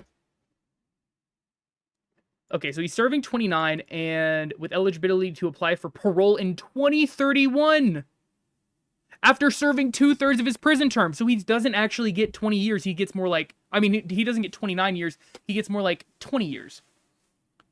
That's only 7 years from now. That's gonna blow by. He's getting out. And I would be amazed if he didn't commit these crimes again. Exactly. He should definitely be, if anybody should be on death row, it should be Ian Watkins. He has parole. Yeah, he has parole. That's what it says right here, with eligibility to apply for parole in 2031. I'm so baffled by this situation that I feel like I've swallowed the idiot potion. Holy fuck. Yeah. Every time a report was made, it was soon closed due to insufficient evidence, despite not all lines of reasonable inquiries even being considered, never mind followed. Joanne made another report in December 2008, this time in which she reported Watkins bragging having sex with an underage girl and giving the child cocaine. No officer even visited the child or their parents, despite Joanne providing all of the details. All of Joanne's reports were considered false, and Agreed. Watkins was allowed to continue his disturbing behavior, and worst of all, openly bragging about it to Joanne, knowing he would get away with it. The police even wrote that Joanne was a poor character and that she'd been sectioned under the Mental Health Act. Like, what the hell? Did they just, like, open the laptop, look at the evidence, and say, well, doesn't look concrete, and just shut the laptop? Like, I'm just going through it in my head, and it doesn't work, you know? And I would think that if she had evidence, okay, so the investigator there has to be somebody in the police department that's qualified to look at evidence like this, right? There has to be somebody in there. They might not be there that day, but hey, come back tomorrow. They'll be in it. You know, like a situation like that. But it doesn't seem like any of that ever happened. So it's either she blundered, or they blundered, or everybody shit their pants and the whole police department fizzled up into thin air or something. Like, I don't know. Like, it just doesn't Act, which compute. Joanne had proven in court was simply untrue. Joanne was not the only source of information to the police. The code is fucked. Watkins' behavior. Over the next 4 years, numerous complaints and intelligence reports about Watkins' alleged drug use and sexual interest in children were submitted to South Wales police and other forces. In March 2012, a woman told police Watkins may have sexually assaulted an 11 for the next 4 years. For 4 years. Over the next 4 years, numerous complaints and intelligence reports about Watkins' alleged drug use and sexual interest. 4 years, and they just allowed him to run rampant. Like, no, he doesn't seem like a problem. You know, they're probably just rumors. We're not going to look any deeper into him. Like, I'm sure that this was influenced by the fact that he was a huge celebrity at the time. So, I mean, I could definitely see that being a large role in the situation as to why he was not apprehended earlier. But still, 4 fucking years. They had evidence. And they just didn't even look at it. Do I have VR? I do not have VR. month-old boy. She gave police a description of images that can be found on his computer and his password, but officers took no steps to investigate. How? For a month, an Australian woman told police that Watkins was a child abuser and drug abuser. Her email concluded, "Please do not disregard this as it is serious." Again, nothing happened. Police like, holy shit, after all of this, the fucking alarm bell should be like, woo, woo, well, you know, ringing. Holy fuck. Finally took action in June 2012 when they received information that Watkins, now 40, regularly imported drugs from the US. They raided his home and found disturbing and overwhelming evidence that he was a paedophile. Despite Joanne not being taken seriously by the police, following numerous reports, she decided to take matters into her own hands and play along with Watkins' sick and twisted mindset, in the hopes of gathering enough evidence against him that the police would finally listen to her pleas. In a plot twist, following the arrest of Watkins, Joanne herself was actually charged for possession of the indecent images she had received from Watkins, but ultimately the courts had an ounce of common sense and deemed her not guilty. This then led to the truly disturbing discovery of the extent of Watkins' predatory behavior. Upon investigation, it was found that Watkins had been grooming. Okay, I'm not going to say that she is blameless, like, something, there's something fishy about her as well. Of course, I have no, I'm not, okay. I have a feeling. There's no concrete proof that there's anything wrong with this woman, but something about the whole she submitted evidence and they didn't look at it situation. I'm going to go based off of the fact she is completely innocent. So the fact that they apprehended her and arrested her is fucked. Oh yeah, you can look at the time right here, 9:12. For me. And his young fans. Talking about like 8 in the morning? Well, you said you're from Australia, so that makes sense. in order to sexually assault their children, even before the initial report in 2008, and they had been using drugs with the parents as a way to facilitate this. The true extent of these crimes are beyond disturbing. The level of these acts will not be coming out of my mouth. If you wish to view the court document in full, this is available online with a quick Google search, but I will warn you, this is disturbing reading. The extent of Watkins' predatory behaviour truly is shocking, but even more so was his complete disregard for his actions. Upon his arrest, the password for his laptop was Welcome, Conrad, to the stream. Thanks for joining. Big fan of the wood paneling you got on the wall. I appreciate it, dude. When we bought the house, it just came with it. So but I do appreciate it. Just let that sink in for a moment. The first highlighted case of Watkins committed such an offence was when he engaged in sexual conversations with I'll take a look at it, underage Isaiah. fan, asking if he could take her virginity while she wore a school uniform. Watkins provided cocaine for the underage girl and recorded the act with Hold on, gotta get the chug jug. sexual intercourse, anal intercourse, and then proceeding to urinate on her, degrading her the whole time. This is a recurring theme in Watkins' behaviour. What's up, Mario in which Master he would use 21? drugs Welcome on to underage the stream. girls and then record the acts without their knowledge for his own gratification. One of the most disturbing series of events within the court documents is when Watkins is found to have groomed two separate young fans that had infant children. He had grown a relationship with both of these mothers, engaged in frequent drug use, and then began showing his predatory behaviour. Watkins knew the women would do anything to have a relationship. Like, yeah, it's one thing if you are involved in drug use. Of course, that's not great either. But you can still be involved with, do drugs and not be a pedophile. You know what I'm saying? It's not like they go hand in hand. They're not. It's not like peanut butter and jelly. They don't go together. This guy is just an evil person, and he just so happened to get a fuck ton of fame, which enabled him to do what he wanted to do. Relationship with him, even sacrifice their own children, which is exactly what they did. Again, I do not physically want to say these acts out loud as they are truly disturbing, but it was found that both the parents and Watkins himself had all engaged in sexual activity with the infants. The mothers were digitally and orally penetrating their own children whilst Watkins was watching and masturbating. You see, oh my god, that's so fucking evil. Holy shit. I made my own vid on this and almost broke down on camera. Yeah. Absolutely, just horrendous stuff. Oh, on the Matpat. Oh, well, Matpat thing. Yeah, that was sad too. We're going to go back over that, actually. I already went over it, but right after this video is over, we're going to go back to the Matpat situation.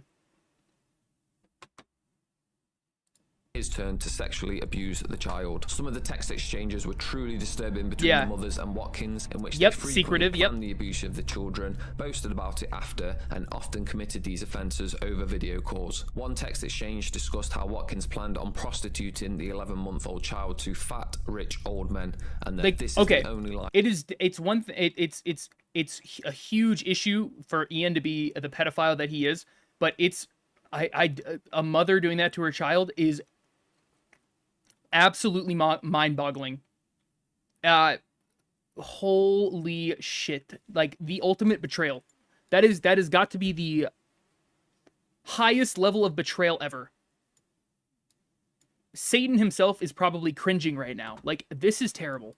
I think you would know. To further add to the distress, it was found that Watkins and the mothers were even providing their infant children doses of drugs. Most of the abuse was recorded again for Watkins' satisfaction. It is found that Watkins had attempted to penetrate the 11-month-old girl, but it is not known if he did so. Therefore, he was ultimately charged with the attempt, not the act. Watkins was ultimately charged with 13 child sex offences. So he tried and he wasn't successful, so he just walked away? I don't believe that at all either. Along with the attempted rape of an 11-month-old baby. The names of the mothers involved have always remained anonymous due to the protection of their children, but it should be noted that they are just as much at fault as Watkins, if not more so, due to abusing the position of being a parent. They are both currently serving lengthy prison sentences, and rightly so. Watkins truly thought he was untouchable, openly committing these acts and bragging about them, and unfortunately the complete failure of the police led to the continuation of his predatory behaviour. In reflection, if someone had taken time to just listen to Joanne, Watkins would have been behind bars much sooner, and this could have all... Yeah, I don't know. Okay, it was eventual. It was a situation where it was going to happen eventually. You know, he was going to. This was going to come to fruition at some point. Yeah. Oh yeah, I would absolutely love to, curb stomp him. All been prevented. Watkins is a dangerous individual and poses a serious threat to the public. He was sentenced to 29 years with 6 years probation, but whilst in prison during a strip search in March 2018, Watkins was found to be in possession of a mobile phone. This was only found when Watkins handed over the phone in fear that he would not be able to see his mum, who was due to visit. On the mobile phone, it was found that Watkins was texting a previous ex. If I can't believe his mom still went to go visit him after figuring out about this shit. Like, this is the stuff, this is the kind of stuff that you just can't come back from. Like, this is a whole nother level. You know, this is not just Logan Paul scamming his fans. This is wild. Mortal, yeah. Ex-girlfriend from his prison cell to Go Mortal Kombat Ultimate on him, just like fucking flip him over, rip out his fucking throat. Punch his dick right off, like, absolutely. which he denied and claimed that he was being threatened to hide the phone by some seriously dangerous people. The court called bullshit on this, denied his claim, and he was charged an additional 10 months, which was added to his sentence. This is truly one of the saddest and most disturbing cases I've ever come across, and to see that this simply could have been prevented had someone just listened makes this case even worse. Never remain silent, always take action. And if the people who need to hear it aren't the listening, Omni-Man then kick chant, down yes, every single door exactly. along the way until someone does.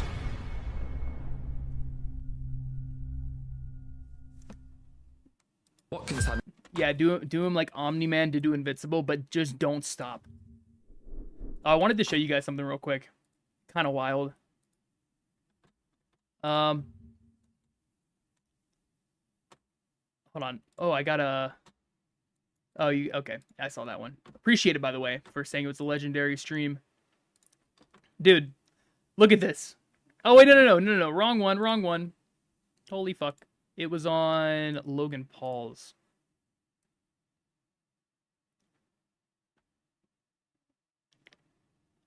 Well, you're probably right, I guess. I don't know.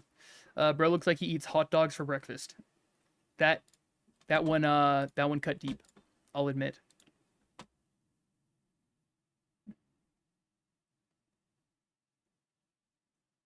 Now, Omni-Man, this guy, hold him while he gets rammed by a train. But yeah, appreciate the passion, but I'd say you should tone down your use of expletives, like, what, the words fuck, like, cuss words? What in the world?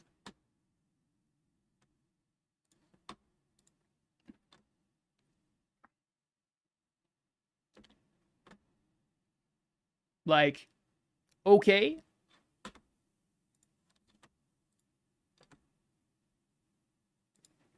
I don't know. What do you guys think on that? Oh, here we can go back and It's not clickbait. On March 9th, I will be hosting my last Theory episode, at which point I will be handing off the channels to someone else.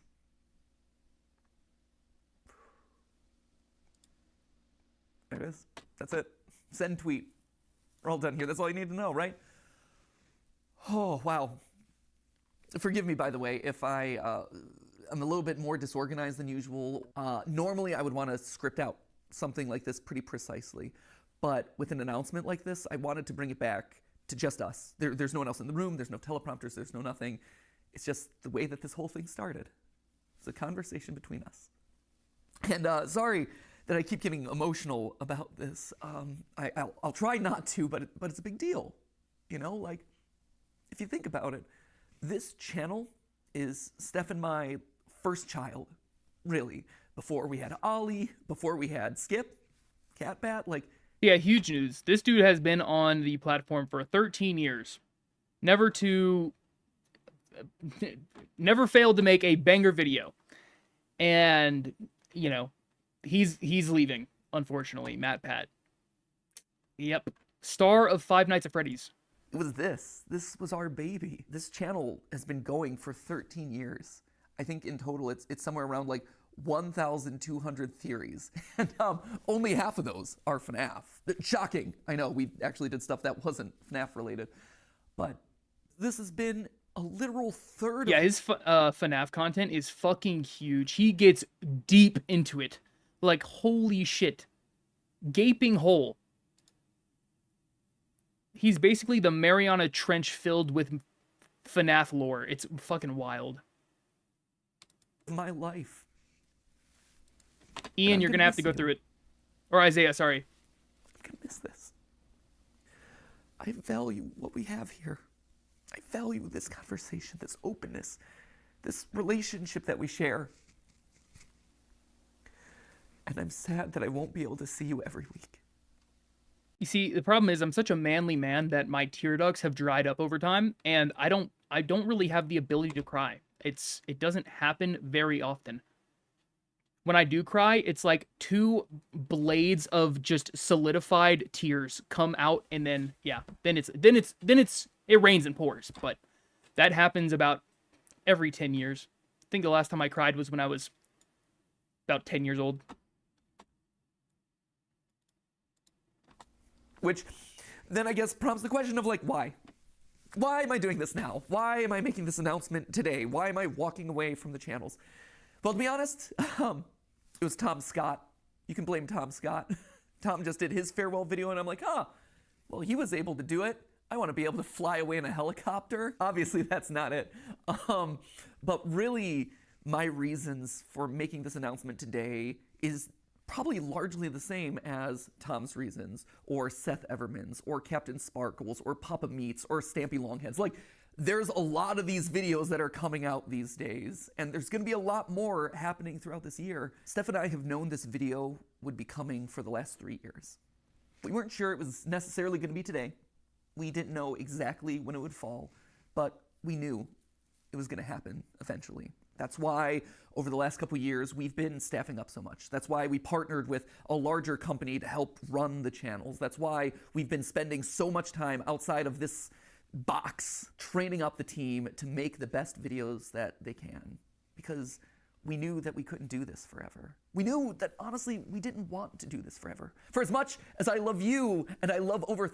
Yeah, he goes into, explaining that he doesn't want to do this forever. So he, I can completely understand where he's coming from. He's been grinding out content, just totally writing the YouTube algorithm for 13 years. And I can only imagine how exhausting that can become, especially when he's producing this high production value content that takes forever to make. You need a team. It's impossible to do this kind of content with one person at the level that he's doing it. Thinking things, and I love theorizing.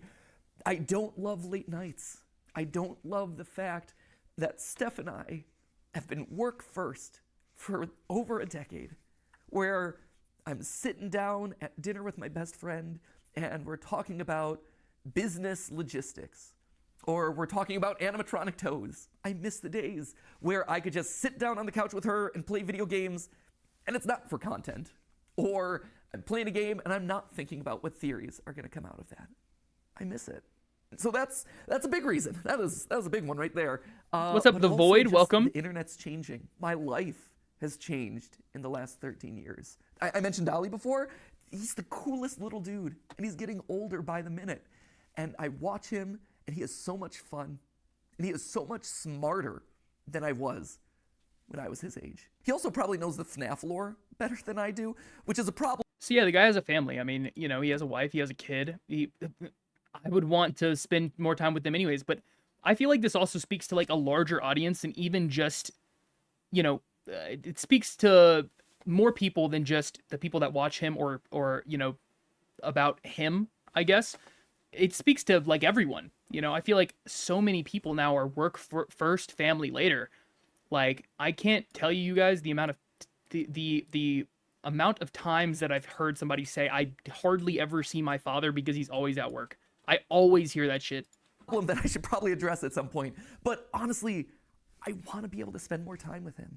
Another sad fact of the matter is I'm getting older. I'm 37 now. The other day, I actually had I also said this earlier, but he looks really fucking good for 37. Like, he looks so good for 37. Holy shit. Holy shit.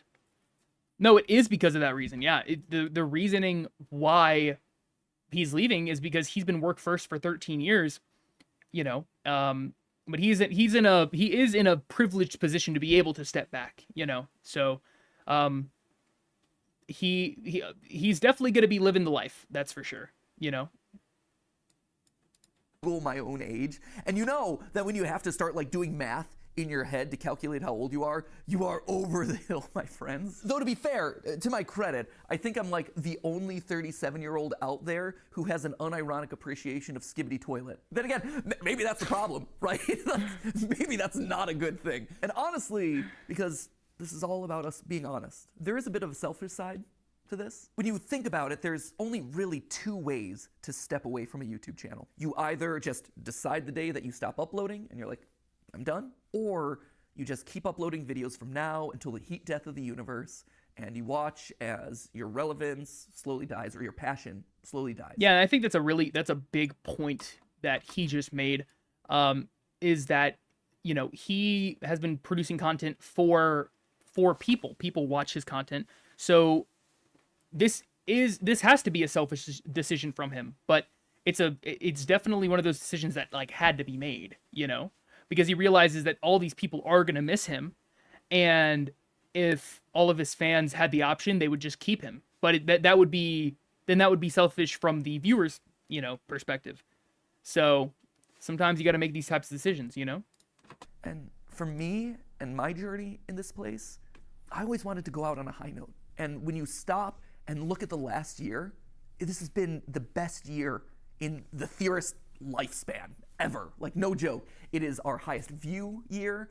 It is the year where we launched Style Theory and immediately put our foothold in a brand new space, and that took off, and now we're one of the top style and fashion channels on YouTube. And that kind of completes the trifecta of, hey, we now have a top channel in 4 different verticals that are completely different, and no other YouTuber really has ever been able to do it to that scale. Yeah, that's fucking huge. Amazing. This is also the year where I was able to meet you guys at our Broadway show. I was able to play at the PGA and show that, hey, YouTubers aren't particularly good at golf, but they can make your event relevant for like a couple of minutes. It was also the year that I got to host the Streamy Awards, and it wasn't cringe. I mean, to be fair, the Streamy Awards are always a little bit cringe, but it was the right amount of cringe. When I pull up videos of all my favorite creators, and I watch them, and all of a sudden I start hearing people just casually dropping, "That's just a theory." It's just a theory, a game theory. Now, this is just a theory, people. At the end of the day, it's just a game theory. That's just a theory.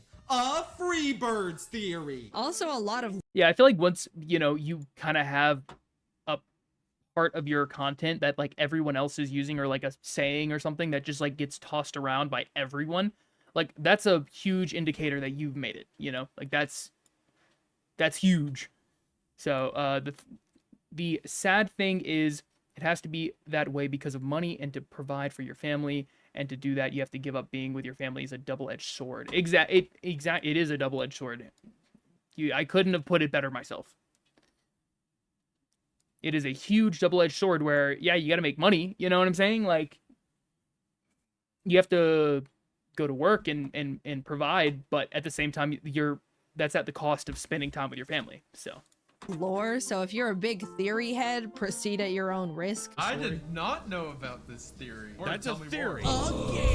That right there, that is incredible. That's the note that I want to leave on. And that's how you just know it's the right time. All of those reasons coming together, saying, hey, this is the moment. And that's hard to say, because change is scary. Change is hard. But sometimes the right decision isn't the easy decision. The easy decision would just be to carry on doing this and do FNAF part 332. But that wouldn't be the right decision. I think the best way to explain it is with a video game analogy. Feels appropriate, right? Whoa, it's game theory. Ha! I mean, it's so crazy. Every single one of his videos are so galaxy brain. I'm not a how long have I been a fan of watching Matpat? I don't really I haven't watched that many of his videos, but every one of them that I've ever seen has super high production value, and they're always super deep. They go deep into the fucking trenches. Like they go at it, you know. Did it. Check the game part of it off. But the way I like to think about it is Earthbound. I think I've made it pretty clear over the years that is, without question, my favorite game of all time. Sans' Nest, all that, you're all familiar with that. But what you might not be familiar with at this point is how the game ends. At the end of Earthbound, after you save the world everything opens up to you. You can revisit every single location that you've been to. You can talk to every NPC that you met on your journey. And it's this incredible moment as a gamer. You see just how many lives have been impacted thanks to your journey. And then after spending as much time as you want talking to all those people, you end up back home. You go back to where it all began, where you were just a kid waking up in bed and starting your adventure. And even though your mom's there and your dog's there and your weird telephone dad's there, it feels different somehow. Like, sure, this is still a... That's just a theory as a saying. Yeah. I mean, there's so many things that are theories, so it's applicable to so many different situations. Place of love and acceptance and comfort and security, but you just don't quite fit anymore. Because you just traveled the world. You made all these new friends. You are different. You grew up. And your relationship to this place grows up. It evolves. In case you couldn't tell, I'm Ness, which I guess would also mean that I'm also Sans. But I was also Ness in the FNAF movie, which just opens up all sorts of weird canon. And like I said earlier, that was huge. I totally forgot he acted in the FNAF movie. He was the star actor in that movie. I don't watch him much either, but I liked it when I did. Yeah, I've definitely seen his videos. Like I don't like actively watch him, but for every video that I have seen, he just goes in depth. Like he goes super in depth, super informative, and yeah, he's leaving YouTube, but he won't leave our hearts. Damn right, brother. A thumbnail on that one. So anyway, there you have it. That is why I'm leaving. I hope you can understand. But that obviously begs the question of like, what? Actually, you know what? I don't understand at all. I'm going to force you to stay. Nope. You're not allowed to spend more time with your family. Not at all. Happens to the channels? Well, for the next 10 weeks, we're going to have ourselves a big old going away party. If Unis Anus taught us anything, it taught us that you probably shouldn't use urine for a personal sauna. But if Unis Anus taught us check it out, two Jocelyn. things, one was to not soak in your own urine, but two was to appreciate the time that you have left. So that's why over the next 10 weeks, we're gonna have a bunch of theories that are gonna be a lot of fun, revisiting old favorites, getting some closure on things. We're gonna see some familiar faces, a lot of awesome stuff. Although to be fair, I think it's 9 weeks, and I think we counted this one as week 1. That was stupid of us. That, my friends, is how you wind up getting Wario being 10 feet tall. Mathematical rigor. Should have double-checked the numbers. So I have 9 theories left on each of the channels, but we're going to call them Matpat's Final 10 because that just sounds better. At which point then on March 9th, we're going to have that big going away celebration. So yeah, this is going to be huge. I'm definitely going to be streaming this. Or I'm going to do my best to stream this. Matpat's Final Theory, and I just dust away. I stand astride my music man, and I just whip a nene off into the distance. But then something special happens. Do the channels go away with me? No, actually. I've always thought that anyone can be a theorist, right? If you are passionate about a topic and you love to overthink it and over-research it, then congratulations, you're a theorist. And that could range from, hey, I have family recipes that I'm constantly looking to refine, to, hey, I want to create the perfect fantasy sports team. Because here's the thing, sports pros, at the end of the day, if you are in the statistics and numbers and doing calculations to see if your team won or lost, you're just playing a glorified Dungeons and Dragons game. I hate to break it to you, you're one of us, my 1 second, guys. I'm going to be right back. I'm going to go to the bathroom real quick. But yeah, I will be back in probably about 2 minutes. And I'm going to make some coffee real quick. So give me a sec.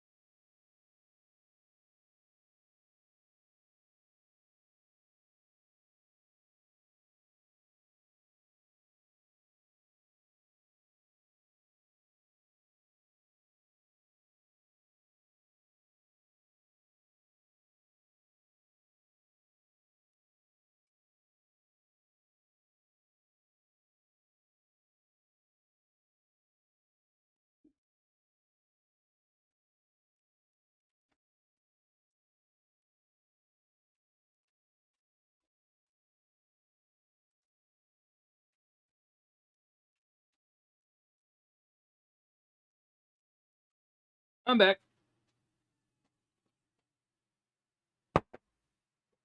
What's up, Tucker?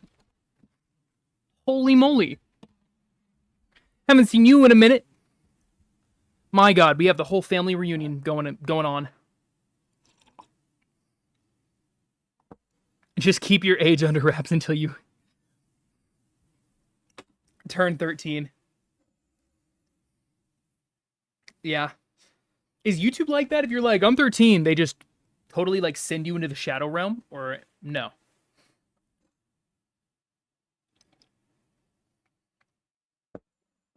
Because from what I understand, that's just Twitch. Like if you say that you're 13, they're gonna lasso your ass out of the stream and kick you off of the platform. I mean, to be honest, I understand it though, because Twitch is basically just porn at this point. Like you open it up, you're bound to see titties.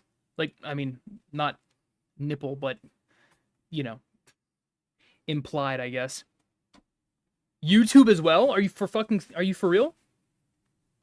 I done bought myself a PS5 since you last streamed. Tucker, good for you, dude. Honestly, PS5 recently has been way better value versus building a PC. Not that, you know, I mean, I don't know, what are PS5s even going for right now? I'm not like 100% sure. Because, I mean, I was never really interested in it because I've always had, see, you can literally get one from Walmart for $4.69. That's not bad at all. Not at all. Considering my building an actual PC, it's like the graphics card alone is norm for a decent one, or for like a mid tier, you're gonna be paying like $600. It's fucking crazy.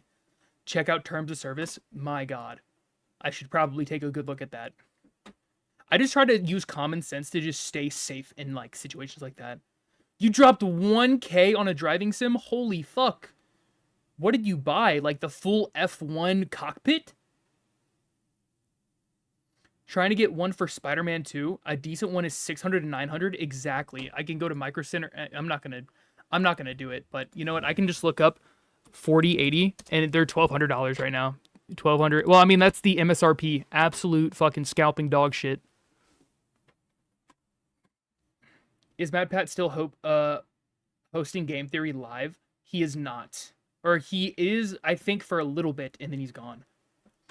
And then he on March 9th, from my understanding, is going to be his last appearance doing I guess a game theory stream. And then after that, he's going to settle off into the backdrop. And Bro bought a F1 car, literally $1,000. Holy shit!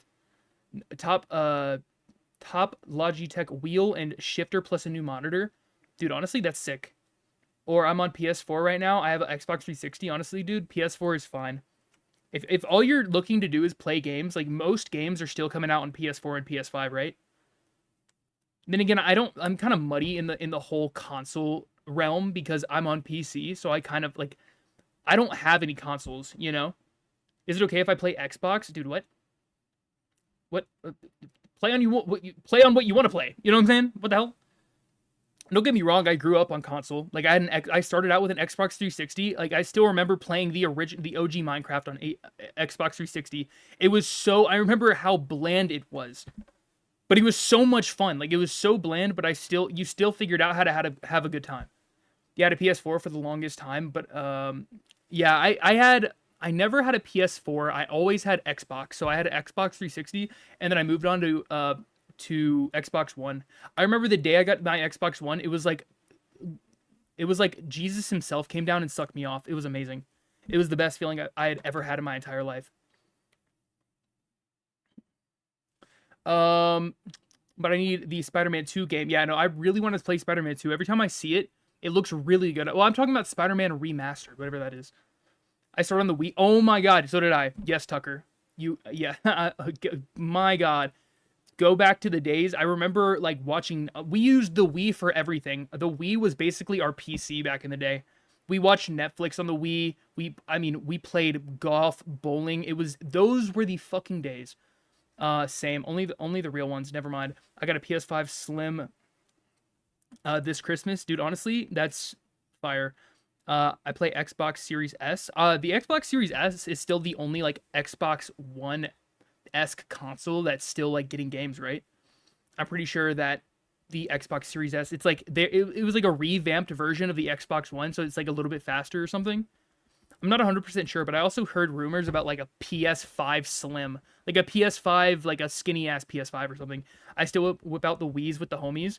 Yeah, dude, honestly, Wii Bowling will go down in history as like the most family centered game ever. Like if my girlfriend's family, they still have or her grandparents still have a Wii in their living room, and every time we go over, we still pop that boy. We still, pop that boy open like it was the first day that we ever came out, and we're fucking up that Wii Bowling. It's the slower one, I'm pretty sure. Oh, the Xbox Series S, that's the slower one. Oh, it might be the X. Oh, no, the Xbox Series X. Am I tripping? I might be tripping. Having a little brain fart here. Series X, 439. Okay, so that's the Series X. Xbox Series S. So the S, I think, has been out for a while, right? The S has been out since the Xbox One, like before the X. They made a black Series S, like where it's just totally black, or is it supposed to be faster? These naming schemes are becoming so like muddied, it's fucking wild. It's like they could come out with a new Xbox called Dildo Blaster 64, and for some reason it'd probably sell like crazy. I'd have gotten a PC by now, but if I didn't impulse buy so much shit, yeah, honestly, I mean, that's why I just. But it's the same thing in the PC world though, because like something newer, faster, and cheaper is always out. Xbox S has been out a while. Yeah, it's been out for like years. I played on a PS3. I remember I actually did have a PS3. I remember that. I remember my brother asked for a PS4, and my grandparents got him a PS3, and he had a fucking conniption. It was actually embarrassing to watch. I know, right? It has more starting storage, but it's the same thing as a white one. Oh, so it's like the same exact thing. It's just different color. But yeah, the PS3 was also goated. It definitely was under-recognized, or it was an underrated console, yeah. Braces hurt. Oh yeah, you said you got braces today? That is fucking brutal. I already know they cranked your shit, didn't they? Like, I don't know exactly how they work, but I know they put the braces on, and there's like screws, and you have to screw in the screws, and it tightens up the braces. That shit sounds horrible. I can only imagine. Like, tooth pain alone is unbearable, so I can imagine that it's probably one of the only things you're able to think about. PS3 Black Ops 2 went crazy. I played Black Ops 2 on the Xbox 360. Xbox 360 was Black Ops 2 was fucking huge. I remember watching. I was really into Call of Duty for a while. I still play Call of Duty every now and again. Like, I'm not gonna lie, but Black Ops 2. I remember playing or not playing Scump, but watching Scump, and he was like my role model back then.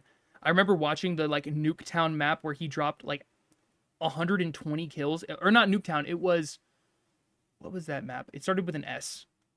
I remember playing Melee on GameCube at my friend's house, like only Melee.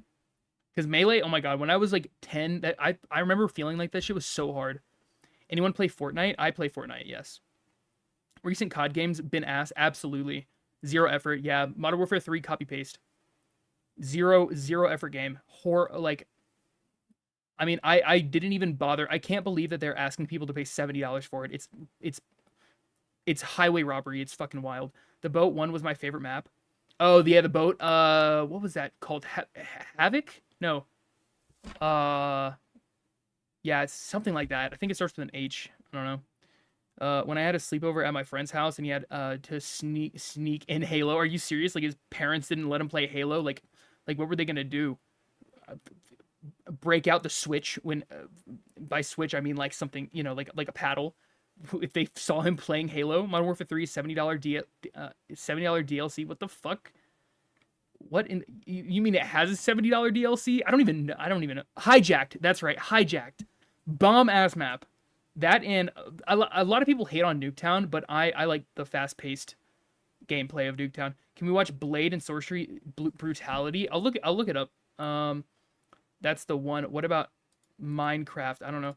Can we watch Blade? I'll look up Blade and Sorcery Brutality. I swear to God. Oh, it's more.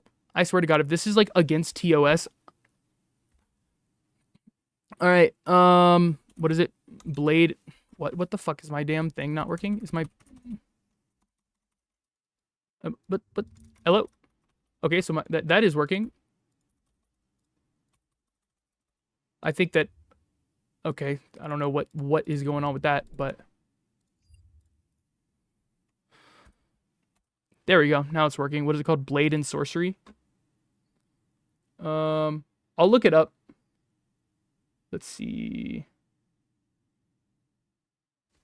You watching the solo leveling anime? No, I've been focusing on Jujutsu Kaisen. I'm trying to rewatch it because I want to get like every little fucking minuscule detail. No, it is $70 DLC. It's really not its own game. Oh, for real? It's not even its own fucking game? How? Jesus Christ, I'd be so embarrassed if I was Activision. I don't know what that is. It takes so much from Modern Warfare 2. Yeah, Modern Warfare 2 was I would say in terms of CODs, it was actually a good game. I would not say it's revolutionary by any means. Battle Royale was already out by the time Modern Warfare 2, you know. Oh, no. Modern Warfare 2 is the sequel. I get them all fucking mixed up at this point. If you're new sub, it's like trick shots, sorta. Wait, what? Like you do trick shots? Modern Warfare 2 is good. No, Modern Warfare 2 seemed solid. Modern Warfare 3 just seemed like a copy-paste of Modern Warfare 2, basically. Here's my addition to the cavity removal. I don't even know my teeth. Hey, at least they numbed my lip. Wait, what? I fucking hate going to the... I mean, like, I like going to the dentist because I like keeping my, you know, my chompers clean, but, you know, I still don't like going to the dentist because I can't eat. Like, every time I go to the dentist and they numb my mouth, I'm always dropping food on myself because I can't feel my lip loses motion. It loses sensation. Yeah, I just when they came out saying that Modern Warfare 3 was being released, I couldn't believe it. I felt like Modern Warfare 2 had just been announced. Like it's like they just shit out a game out of nowhere. It's like they took 70% of the source code and just 30% just fucked it up. Like they didn't really improve anything from what I understand, you know. There's 7 watching. That's a dub. Me showing the dentist my motion after they nub my lip? What motion? My motion? Wait, what? Holy fuck, I'm brain fucked. I've been zapped. Wait on, nub. Hold on. Tucker, you're using those Australian terms. Those confuse me.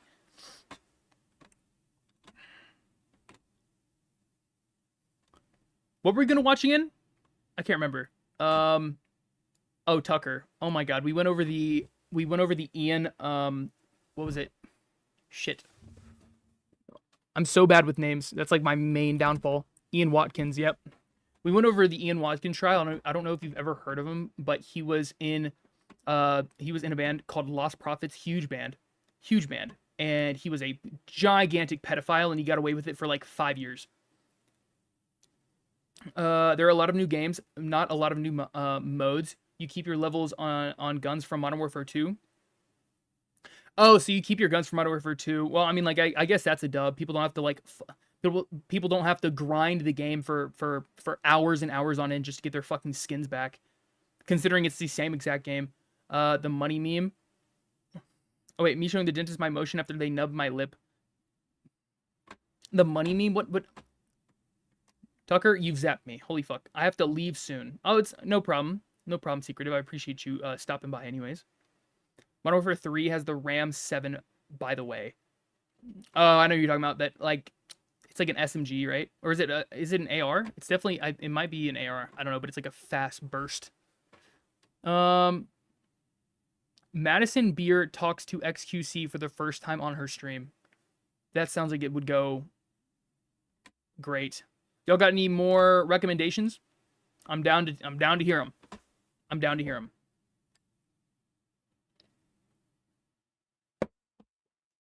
The only good thing I can see about Modern Warfare 3 is that unlocking Things is 10 times easier than Modern Warfare 2.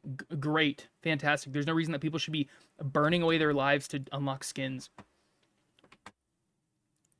And it's not like, you know, it'd be one thing if it was, I guess, like Counter-Strike, where there actually were something.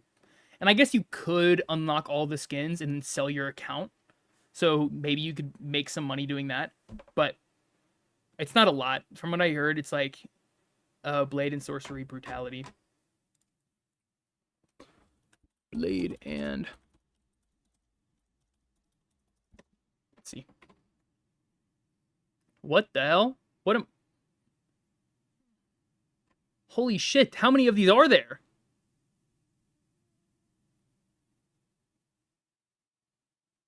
Jesus.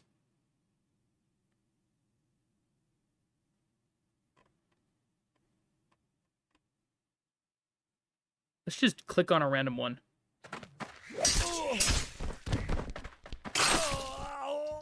Oh my god. Holy fuck, he just chopped his eyelid off. Excellent form, excellent form. Oh my god.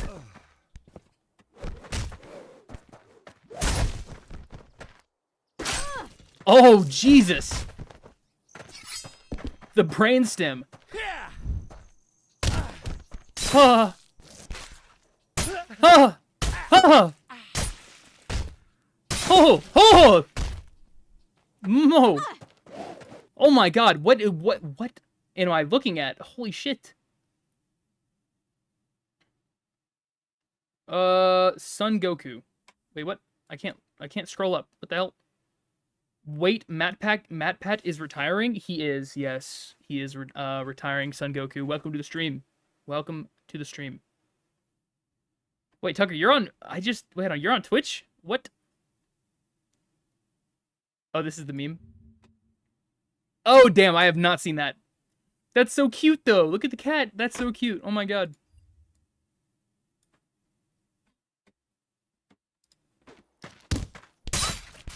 Oh. Oh, my God, this spleen. Oh, wait, no, that's the pancreas.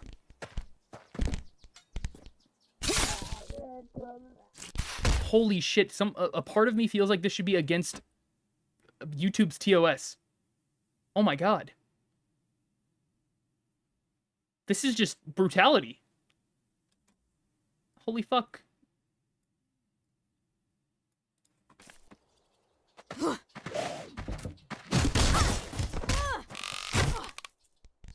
Oh my... Oh my god. You know what? He's resourceful. He reused the arrow.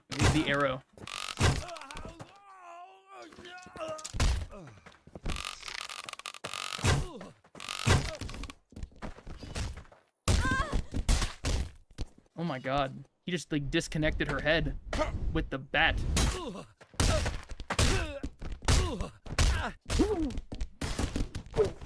Oh my god, who is this guy? Is he fucking like... Is he Zeus? Is he Poseidon? Oh my god. Is it this... The whole time are you just obliterating the opponents? Like, they don't even do anything? Like, they don't even attempt to hit you?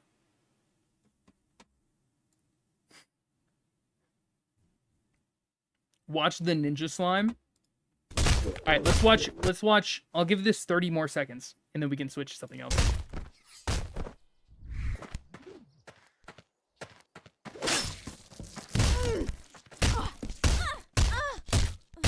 Oh my god. What in the world?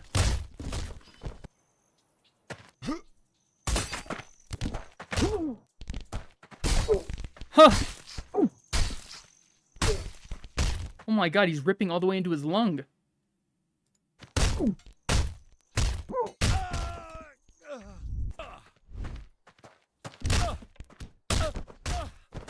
It's like the opponents are swinging at nothing. They're not attempting to hit the target. They're just getting obliterated. Oh, this is VR. Oh my god, I didn't realize that. It's fun for stress. Oh my god, you need to go see a therapist. Holy shit. All right, let's look at, and it's sad that a single developer has outsold Activision. That is kind of wild. Can I? Oh my god, I can't. Okay. What was it? It was something that Jocelyn said. The Ninja Slime. We're gonna check that out. Oh, something I wanted you guys actually. We can check this out first, and then something different that I wanted to show you guys. The Ninja Slime.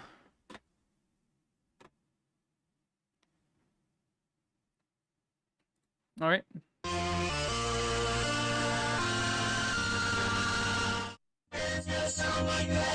Stop using f***ing shotguns. It's like you paid for the $70 version of Cookie Clicker. Click, click, click. When you're down bad, looking for kills, you unskilled feline. Now listen, you get free pass if you're grinding cameras. That's different, but so f***ing help me. If I see someone using a goddamn shotgun with a Lion Mastery camo, I'm going to summon all 7 Dragon Balls, all 7 Chaos Emeralds, and every single fucking Infinity Stone to supercharge my organs, and you're a little flying god, just trying to personally find you and vaporize you with my hand lasers. And it's gonna sound like this. Oh shit, is it too loud? Oh my god. I have no idea what I'm watching right now. Holy fuck. Okay, we're gonna watch this. I'm taking control. We're gonna rewatch this. Refunding people he scammed if they promise to stop suing him for the vastly larger amount he may owe them. And honestly, I'm conflicted because on the one hand, victims getting money is always great. Video victims getting their money back after a crypto scam is great. It's a great thing to happen. But when it's only 12%, it almost feels like he's not doing anything. Like it feels like there's nothing actually happening. And not to mention that's only a lot of those people probably won't even apply to get their money back. So it doesn't feel like it's, it doesn't feel impactful. But I can't pretend that things are fixed or fine for people who entrusted me with their story when that's just not true. So here's the real, more complicated story in 3 parts. The refund offer, the zoo tokens, the lawsuit, starting with the most important part. And if you get one thing from this story, this should be it. These are the estimated damages in CryptoZoo, $18.5 million, which comes from a combination of ZooCoin and NFT. See ya, Isaiah. And then I'll stream tomorrow.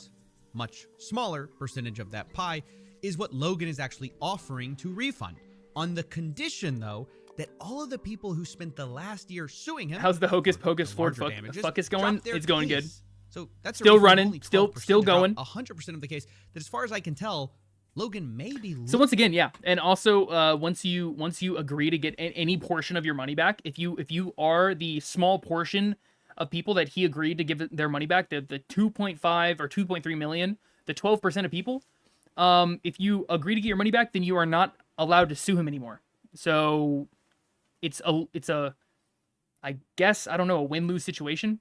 You do get some money back, but at that point you can't pursue any legal action. Losing.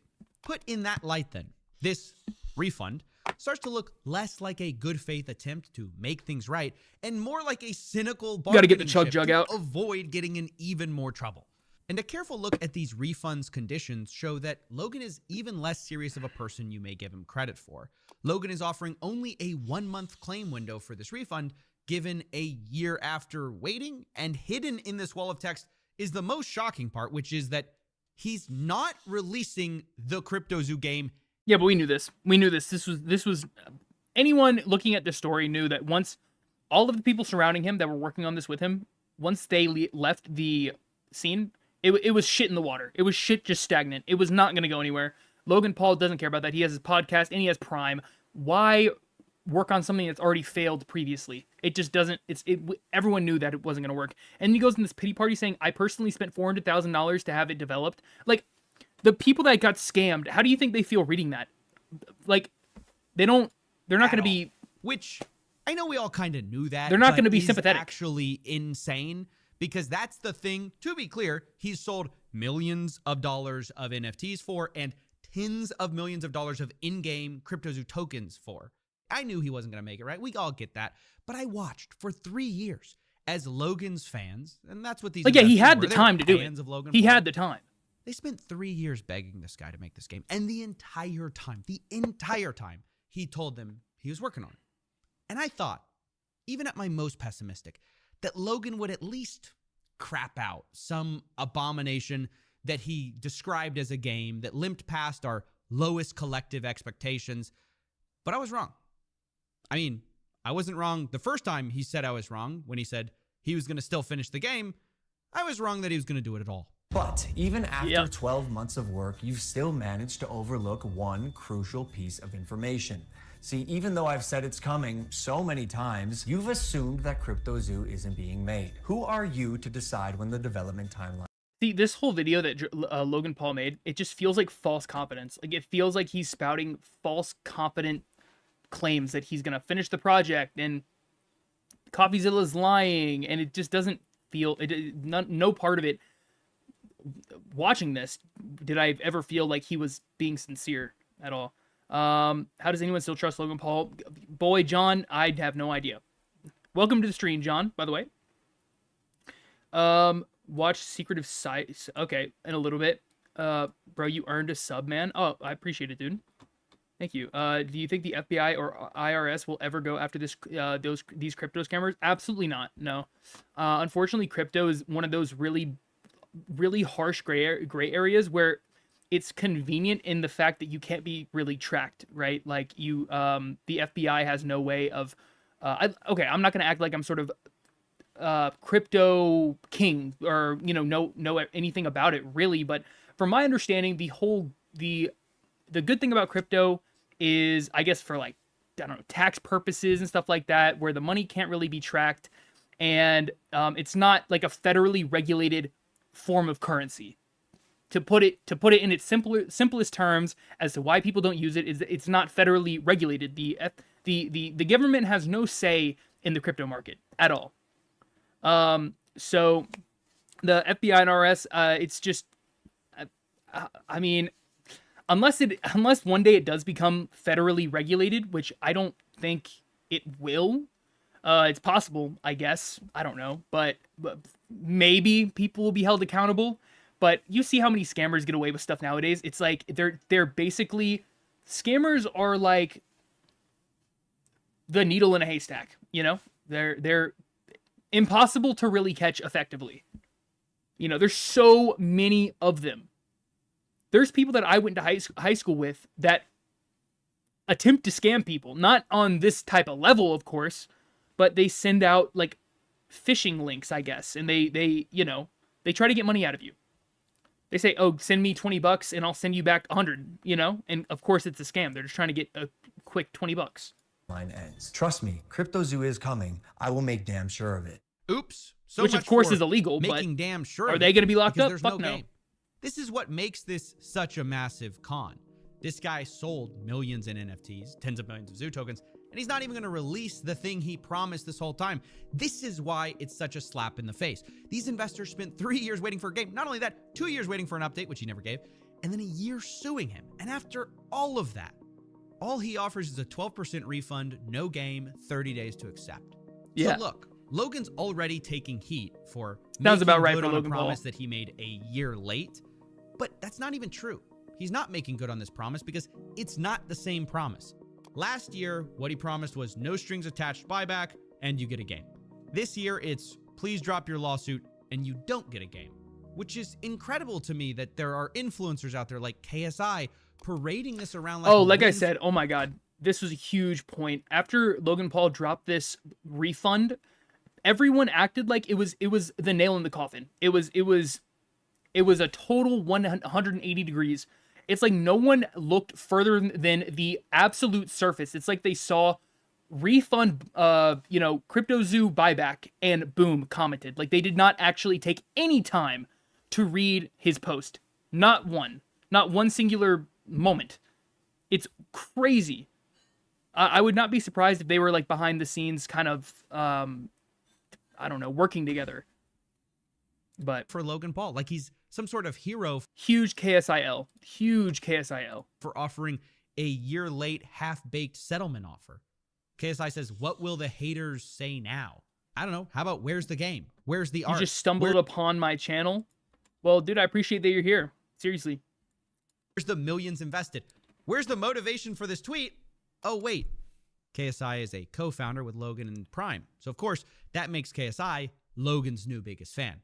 Yeah. But seeing as how Logan treats his biggest fans, don't say I didn't warn you. I know that this is going to, their relationship is going to end in a pile of piss and an explosion of piss, dog water, and Prime bottles. It's not going to be a clean ending, but I know that at some point, KSI and Logan Paul are going to have a huge falling out, because KSI doesn't seem like a bad dude, you know?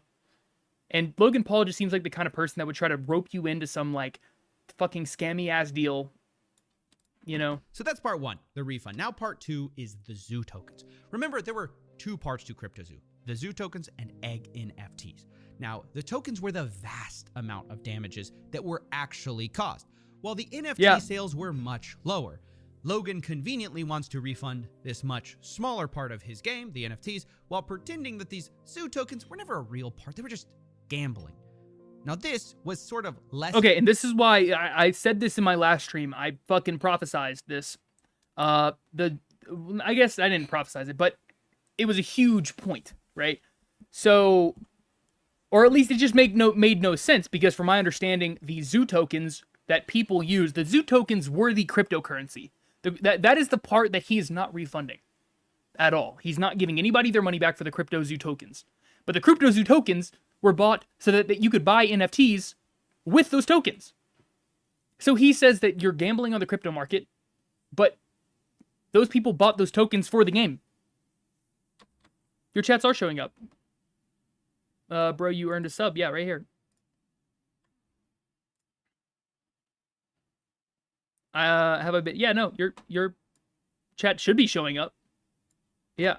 It's bad when the game was still gonna come out, because, you know, it made some sense. Maybe you'd still have these tokens, but now it makes no sense at all. From Logan's statement, this buyback is a way for me to make whole those who intended to play CryptoZoo. The buyback is not intended to... Logan's whole thing about this is not intended to compensate those who gambled on the crypto market and lost. That is a load of spoiled titty milk. That is some dog shit. That is some absolute dog shit. Compensate those who gambled on the crypto market and lost. So he's describing people who bought his in-game currency as gamblers. But that's confusing, because the whole point of these zoo tokens was to buy the egg NFTs and play the game. That's literally how it worked according to him. So instead, he calls people gamblers, despite also saying, quote, Zoo token was created to support the CryptoZoo game and its players. It was, quote, not intended to be an investment vehicle. So how can he say that and turn around and say... What? What? Hold on. This might have been something I missed. I don't know. The Zoo token was created to support the CryptoZoo game and its players. His statement right after saying that it was not meant to, you know, his buyback is not meant to support these people that bought the CryptoZoo tokens, or the Zoo token. This is a total contradictory statement. Holy fuck. The Zoo token was created to support the CryptoZoo game. So okay, so he says that he's going to refund the people that intended to play the game, but then he won't support the people that bought the token used to play the game. Is what I'm getting from that. So how can he say that, then turn around and say people who bought this were gambling? If it's not an investment, how can you refund people who intended to play CryptoZoo if you don't refund people? Which it is. The crypto market is an investment. Huge investment. People spent $18.5 million on this. Investors did. Some people, I'm sure, spent millions on this and lost. People who bought huge the token investment. that What the was, fuck? Quote, created to support the CryptoZoo game. You can't. It makes no sense. And this is why I say this isn't even close to a full refund. And now that he's abandoning the game, what we actually have is millions of dollars of in-game currency Logan sold that he won't pay back. Which brings us to the final part of this story. The third part, the lawsuit. After telling all his fans that they were gamblers who lost, oh Logan yeah, has this one is kind of final wild. surprise. He says, quote, I have filed a lawsuit in federal court in Texas to hold these bad actors accountable. People who ruin CryptoZoo. This is wild. Logan Paul totally ripped CoffeeZilla's content and used the evidence that he collected in his own case without referencing CoffeeZilla at all. Because, of course, that would make him look like a, I guess, two-faced. But what Logan doesn't tell you is that Texas lawsuit is something he's being sued in already. Yeah. He's a defendant in the lawsuit that he links in his tweet. He's just cross-suing his co-defendants. Like, he's already being sued, and he's just re-suing. What's the up, same Isaiah? guys who Welcome are back, man. Already being sued. And who are these secret bad actors Logan's going to hold accountable anyways? Turns out it's his employees he hired, Eddie Ibanez and Crypto King, which all of us already Yeah, but from what knew I understand, because- didn't like all of his, business partners leave the country or something? Like they're untouchable right now. I don't know. I investigated the story a year ago. But imagine my surprise when Logan Paul tries to rewrite my investigation to pretend he did all the work himself and uncovered the real scam of CryptoZoo. That's so embarrassing. While simultaneously Holy trying to fuck. erase his part in it. He says, and I find this very funny because I spent a year on that story, quote, "This lawsuit is the result of an exhaustive investigation that included the review of the entirety of conversations. You'd be forgiven to think he was quoting my investigation. He's not. He copied it and tried to 504 rewrite subs. it to What make a himself fucking look W. good. In this lawsuit, he says things like, hey guys, turns out Eddie Ibanez's entire backstory was a fabrication, including the MIT We can watch a little NFL bit of story. Pat Cod. Can you believe it? It's like, yeah, we know. And then he goes, yeah, well, you won't believe what I discovered. Crypto King secretly sold tokens. Yeah, we know. Logan just shamelessly rips off my work claim for claim without citing me. I mean, he says things like, Mr. Greenbaum would later admit that he made millions of dollars through his surreptitious sales of Zoo tokens. But where did Logan find that admission? Was it perhaps when he investigated my video? Time and time again, this lawsuit copies my work, but is embarrassed to cite it. So they even have to say things like, based on public reports. What public reports? My Mr. God, Ibanez holy made shit. approximately. Anyway, I gotta go. I'm also going to be streaming. Peace out, boys. All right, see you, Mario Master. Thanks for tuning in. I appreciate it. From selling Zoo tokens. I could Thanks for swear I've subbing, heard dude. that before. And for my calculations, he made about $1.7 million. Now look, I don't usually mind people using my work, but it's kind of a little strange that Logan is simultaneously trying to discredit my work, saying this lawsuit is not based on snippets of conversation taken out of context. Yeah, the whole Snipe- thing about it is that Logan Paul tries to disprove every single thing that CoffeeZilla says and tries to, well, he doesn't actually provide any evidence to disprove anything CoffeeZilla says. He just claims that everything CoffeeZilla says is a bunch of lies and not factually correct or whatever, but then uses CoffeeZilla's same exact investigative, evidence in his own case. So how are you gonna, like, that is totally contradictory. It's at my investigation, how? while then stealth quoting it to pretend that they did any real legwork. And look, if you found that shameless, that he tries to steal my work and pass it off as his own investigation, this next part gets even worse. Because Logan's story this whole time has been that it's all other people's fault. You know, it's just bad actors. Everyone but him was bad. He was always well-intentioned. But his timeline contradicts him. According to his investigation, which is actually my investigation, in August and October of 2021, yeah, literally. he learned His whole argument is nuh-uh. Yeah, like that didn't happen. That's all false. But then takes the same evidence used against him and that he's claiming is not factually correct and uses it in his own court case. What a wild fucking twist. Definitely not something I expected to see, but I mean, I'm not surprised. It's coming from Logan Paul, somebody who I doubt has the know-how to gain any sort of legal argument by himself. So he has to go to CoffeeZilla, learns that Jake Greenbaum and Eddie Ibanez are bad news, and he kicks them out of his team. So what does he do after that? He's gotten rid of the bad actors. Can't blame them anymore, right?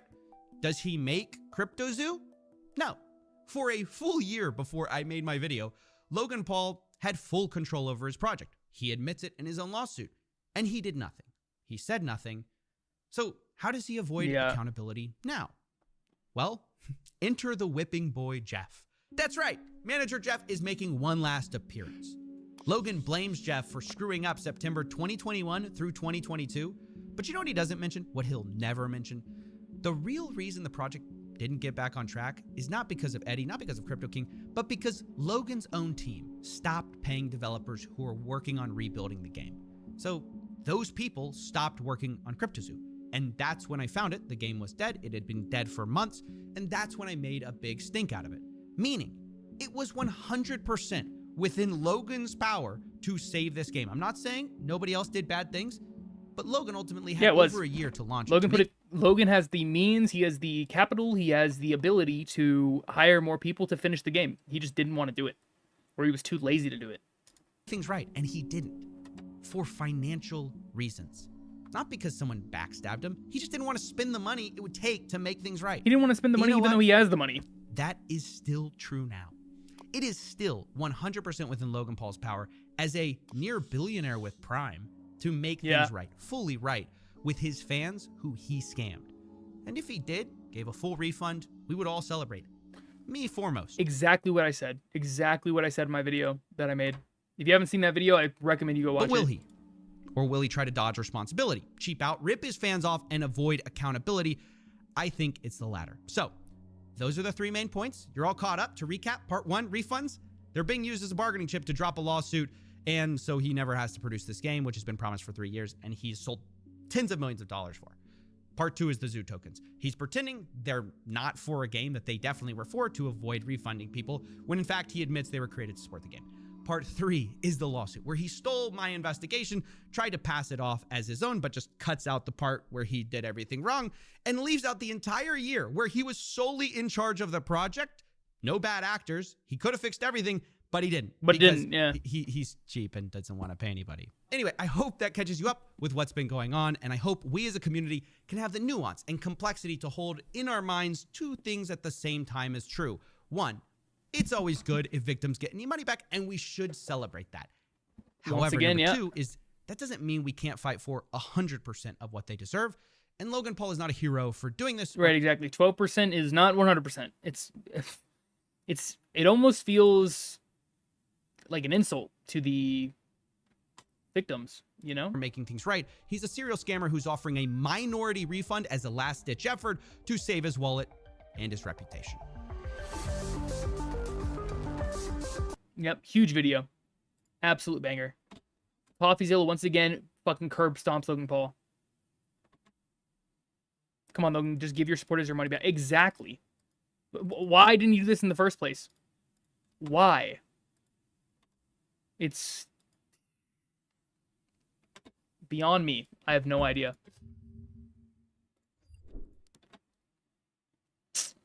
Totally shitty situation.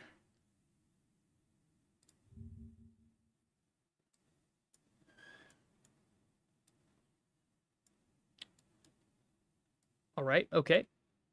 Oh, this one, wait, what? Oh, did somebody like delete the comment or something? The hell? I know one of them.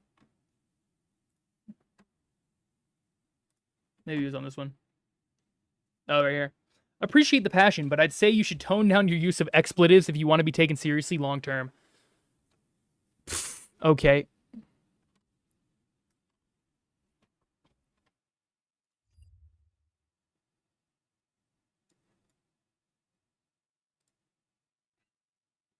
Thank you for subscribing, Jocelyn. By the way, 505 subscribers. That is huge.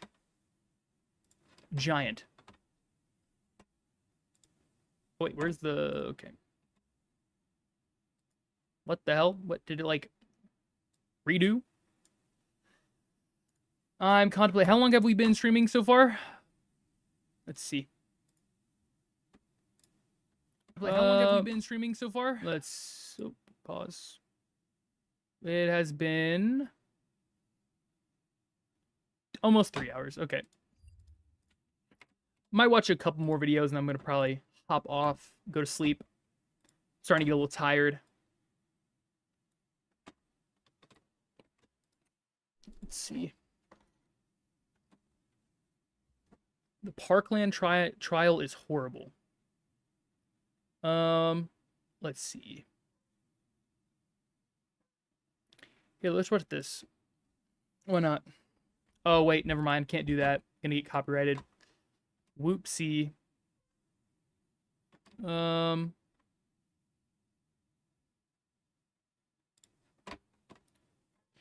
You playing the finals? Okay, well, I'm gonna go. Have a good night. All right, see you, John. Appreciate you popping in.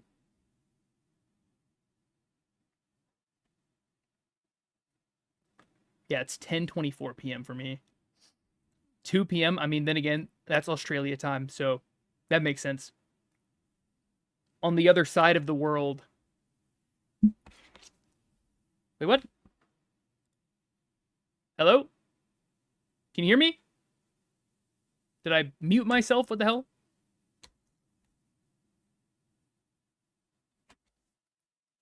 You can hear me. Okay.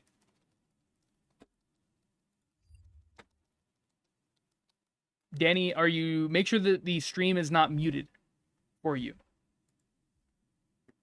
Okay, cool. Just want to make sure. I know. I don't know what's going on. It's like Australia is just gravitationally... Like, I'm the black hole on top of Australia or some shit. Pro's tweaking. Nah, Danny's not tweaking. He probably just has the damn stream muted. What are y'all trying to watch? What do y'all want to watch? I do want to watch some Godzilla shit, but I don't want to get fucking copyrighted. Hold on. Godzilla versus Kong, no copyright music. It's got to have a video for it, right? No background music. I want to have something. You know what I'm saying? Bass boosted Godzilla. What incarnation is that? This is just silent?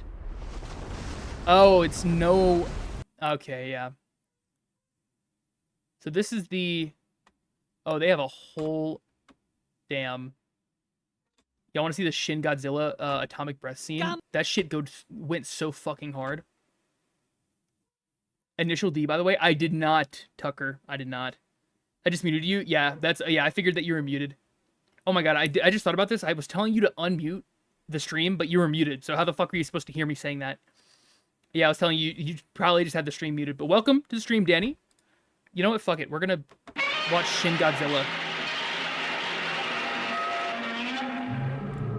We fuck shit up.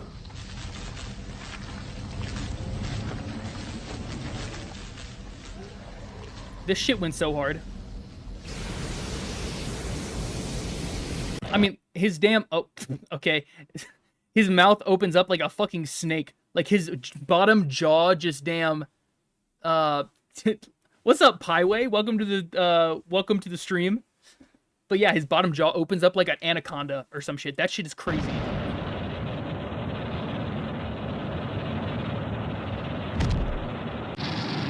That's crazy. It's like even Godzilla put on the binoculars. He knew what the fuck was about to happen. He was about to blind himself with his own atomic breath. That shit's crazy. Okay, I gotta say, Godmilla, missed your mark. You're fucking beaming up into the damn stratosphere. Like, that's not gonna hit anything.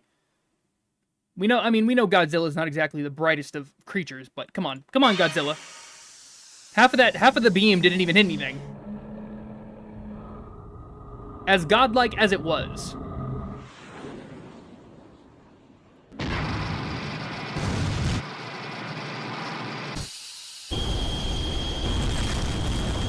Alright, there you go. Yep, that's when he just starts absolutely blasting everyone's ass. Holy shit.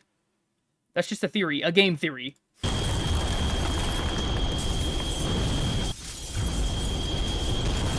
Alright, spoke too soon. Spoke too soon. Holy fuck. Yeah, literally just showing off. He literally just beamed up into outer space to do this right after.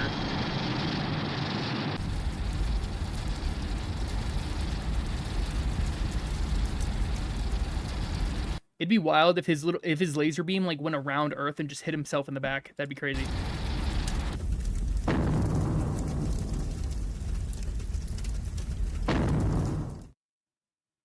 Okay, the only thing about Shin Godzilla, that my one and only opinion that's kind of negative about Shin Godzilla is the CGI just isn't there. It looks like a 2005 Godzilla movie. It doesn't really look the best part of the CGI was the breath, I would say. You know, the fucking beam. That shit was cool. But actual Godzilla, it didn't look real, you know? So that's the only like criticism I can actually give that. Do y'all want to see the Godzilla -1 with no music?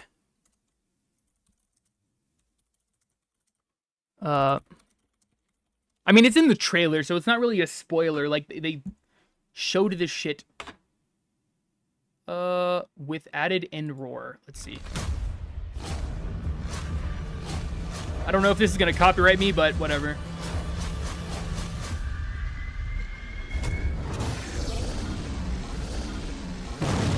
I mean, literally everything vaporized on impact. Like, it didn't even...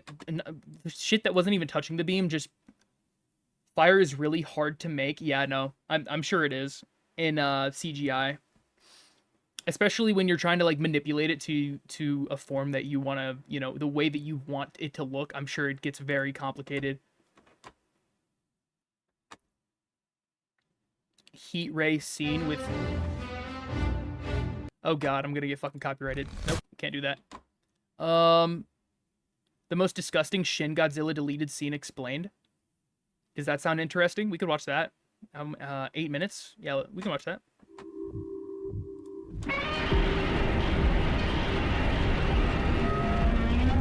Shin Godzilla is filled with unsettling and even horrific scenes that leave a lasting impact. Now, I don't know what the fuck this was. I saw this and yeah. I don't know what that is.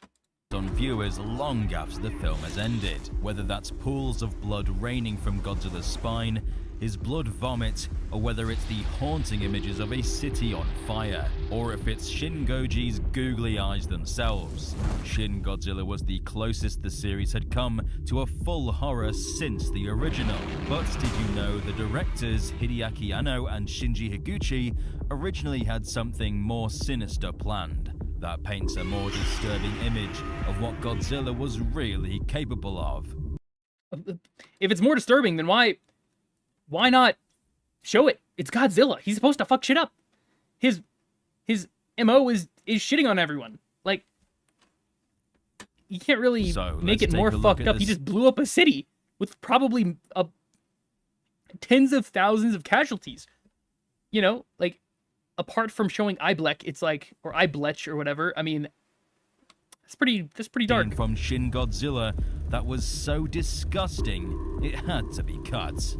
Some might remember our video from a few years back, which went over the theory that Shin Godzilla would keep evolving through various forms before becoming the ultimate being, engulfing the universe, essentially becoming God incarnate. Okay, what incarnation? But what I'm about to show you comes not from a theory, concept art, or rumor. This is a filmed scene that was to be included in Shin Godzilla that was deleted for potentially... Okay, I'm not gonna lie, that kind of sounds stupid. Like, Godzilla just perpetually getting larger and larger until he's the size of the universe and becoming a god. What?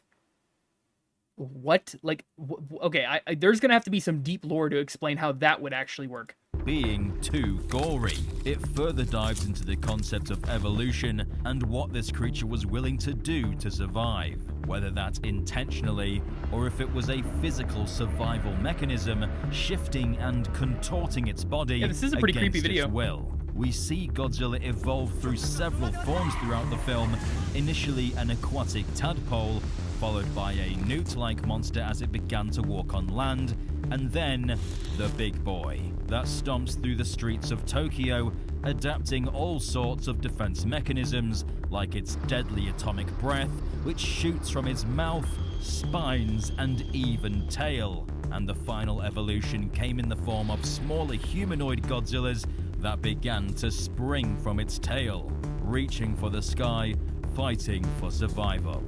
This was a disturbing image, and one that has horrifying implications for what the world... That would have been huge. I see no reason not to add that. Would have looked like had the military been unsuccessful with their mission. But this isn't the scene that this video is based around. Instead, we have to go a bit further back to the night after Godzilla's rampage. We cut to a survey team investigating the scene, kitted out in protective gear to shield them from the surrounding radiation. Their flashlights they're still getting blasted. the rubble of collapsed buildings. I've watched a few videos on this, and the amount of radiation Godzilla emits, they would be creamed right now. Like, in 3 days, they're gonna die from radiation sickness. Slowly make their way through the wreckage before something drops down from above. The surveyors jolt and look down at what made the noise, and the sight disturbs them to their core. They see a putrid, gelatinous blob smacked against the concrete, covered in blood and flesh. Yeah, that's with pretty rough. Sharp teeth growing from the skin, with putrid round eyes growing out of the blob like a cancer. This is horrifying enough, but when the team look up at where it came from, they see more of the disgusting creatures growing out of the building. He's just, oh god, spreading like a fungus, looking down upon the surveyors with a frightening curiosity. This scene is horrifying and would have really pushed the film even further into that horror territory. But what exactly is going on here? Well, after the military engaged with Godzilla, parts of his flesh fell from his body onto the buildings below. Since Shin Godzilla is all about the monster evolving to combat mankind's weaponry, what we see is that even Godzilla's flesh is alive and fighting for survival, living even when disconnected from the main host. So basically, he's like, oh my god, he's like, what is it, Sujiro Hanma in Baki? He just, his flesh is like immortal.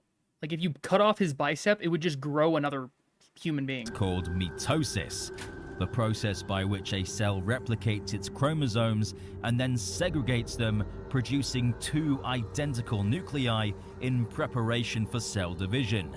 The development of eyes and teeth implies that the pieces of tissue are in fact evolving themselves and will eventually become another Godzilla. Even this blob has consciousness. We see in the concept art what this flesh would become, with it growing until it becomes an entirely new Godzilla head. With enough time, there would be multiple Godzilla. No, it doesn't really seem like it would have consciousness. It just seems more like a fungus. You gotta go. All right, see you, Isaiah. Thanks for tuning in. Godzilla's flattening cities, growing and becoming even more powerful. So imagine Godzilla is but one cell, and that cell is to split off, reproducing until it completely engulfs the host, of which being our planet. The ultimate defense mechanism. Whenever it was hurt, it would only... Actually, that would be huge. The Earth being defended by Godzilla blobs. That would be giant. Spread and become stronger. Think about how many of these eldritch horrors are scattered throughout the city, dropped off following military bombardments. It's like something from a Lovecraftian horror book. Humanity's demise would be all but inevitable. But why was it cut? All right, see you, Isaiah. Well, there are a few reasons. I'll be streaming tomorrow. Toho may have thought, and I'll have some video coming out tomorrow. Thing would be too much for general audiences and would put people off from wanting to see something so disgusting. Although what's more, I think that would be. I think people would love that, especially the fan base that Godzilla has. I don't think Grandma Sally is going to go watch Godzilla. You know, somebody that's actually going to be disgusted by that. I think actual Godzilla fans would love some creepy, weird shit like that. They would be creaming their pants over something like that. Likely is that Toho simply didn't believe this was something they wanted to be associated with Godzilla, and that what Godzilla truly was being pushed to the point of unrecognizability. Reportedly, they stated, it challenged what they thought Godzilla was. It also takes away from the twist at the end, with the next evolution of Godzilla splitting off and creating multiple smaller Godzillas, taking the form of the most dangerous creature on the planet, humankind. Godzilla's tissues being alive and evolving creates even more problems, since the film ends with Godzilla. This would be huge! This would be fucking huge! I think this would be great. Freezing. What happens to these other specimens? It puts humanity in a scenario where we'd have absolutely no chance at survival, faced against impossible odds. So pulling back on the mitosis elements helped round up the story, putting a bow on the ending that previously would have left many questions unanswered. This wouldn't be the first time this kind of disgusting imagery was explored. since Hideaki Anno's 1995 film Neon Genesis Evangelion has this vomit-inducing sight, which looks very similar to the horrors we almost saw in Shin Godzilla. Oh, so it's gonna... Oh, God. Yeah, that's rough. I personally would have loved to see this in the film.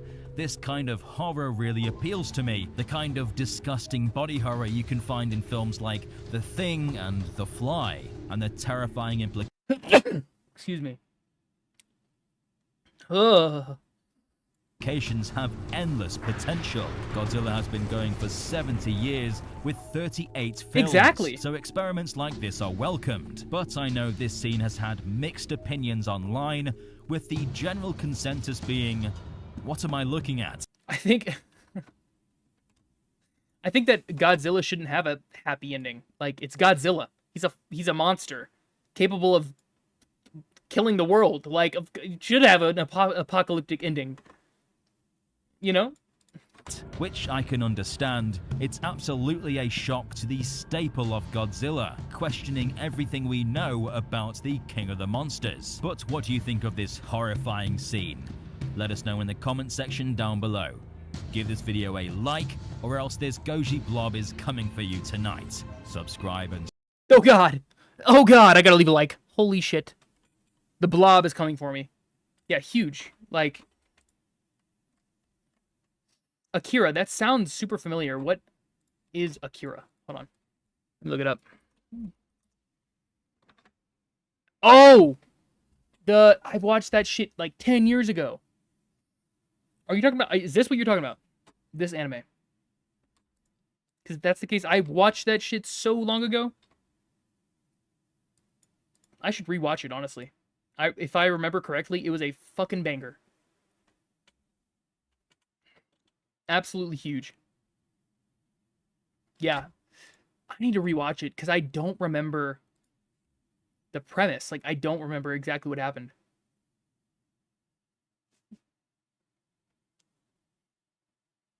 I watched it when I was like 10. I had my iPad mini. I was probably picking my nose and eating hot Cheetos or something. I don't know. Tetsuo transforming. Oh my God, I can't type. Holy shit, this mic.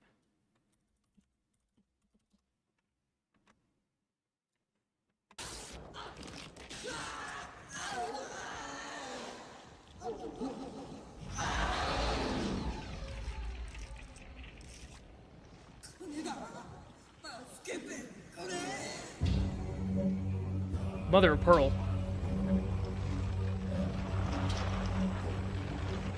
Oh, well, yep, I can imagine where that goes. Holy fuck. Yeah, that is, my God. No, that's definitely not a movie for a 10-year-old. Okay, I will admit that. I would say that something like that would appeal to the older audience that enjoys watching stuff like Godzilla. What about Pat God? Okay, we can watch a little bit of Pat God. All right, I gotta appease Jocelyn. Hold on, one sec.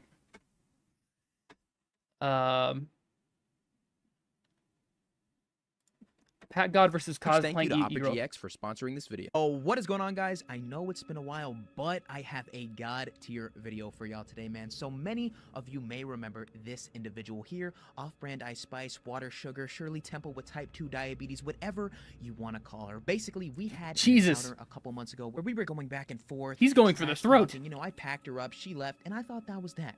But somehow, these people that I roast just seem to find a way to come back from the dead over and over again. So one day I'm just minding my own business and this dude from my server just starts randomly spamming my DMs saying Water Sugar is back, she's in my server VC and she's talking crap, and he sends this video that I'm gonna play now. Dude, do you really think I'm like that? Pat God and his fucking fanboys are all fucking losers. They sit there, they antagonize you, and then when you say something back, they're all just like, ha, blah, blah, blah, blah, blah, your mom, and they just talk fast. They have no talent, no skill, they're losers. Oh God, oh God, she set herself up. Oh my God, we see this way too often. People set themselves up and they end up regretting it. So at first, I couldn't even believe this was real until I looked in the server and saw that she was actually just sitting there with them in the public VC. So I decided to join and confront her, and this is what happened. Okay, alright, here we go. Hey, what's good, man? What's good, Z? You trying to talk shit again? Hey, what's good, Z? I'm here now. What you want to say, Z? What you want to say? Shit! You want your mom is Bro, what? Nah, there ain't no way. Water Sugar gonna come in my server, trash talk me behind my back, and then when I join, she gonna say one thing about my mom and dip out. Now, I could have just kept going on with my day, but she wanted to make it personal, so I had to get revenge. Now, at first, I didn't know how I could get into a call with her again, but that was until I was looking at her Discord connections and noticed that she had her Twitter or X account linked. So I went to her X account, and basically, I found out that she's part of a Discord cosplay server that does live member events. Pretty much a bunch of grown men and women dress up in cosplay, go in a call, and socialize with one another. So I made an alt account. Oh, I'm sure that's joined huge. the server, saw that they had a camera-only cosplay event scheduled in a couple of days, so I got to work, all right? I bought an entire Batman costume just so I could attempt to infiltrate this event and get my revenge on Water Sugar. So on the day, I got dressed, waited for the event, joined on my alt account, and the following footage is what went down. But right before I get into this, I just quickly gotta let y'all know that... Cause you know it's fight like Bowser, #1 browser. But the competition, man, you know we're gon' tower. Who we talk about, baby? RGX, our brand new mouse, we gotta go and test. Like new wallpapers, custom colors and themes. Customize your birthday with G-Spirit play. I'm about it, bro, this ass. So they got pack gun, link in my bow. Yeah, right. Okay, no, for real though, I'm gonna just talk about this for 1 second. Opera GX is, I'm not sponsored by them by any means, but they are actually better. They're actually better than Edge, like way better, way faster. It's like a third faster than Edge, very noticeably. My web pages load so much faster on Opera versus Edge, and it's the only reason why I switched. Like, there's no other actual legitimate reason as to why I switched over to Opera GX.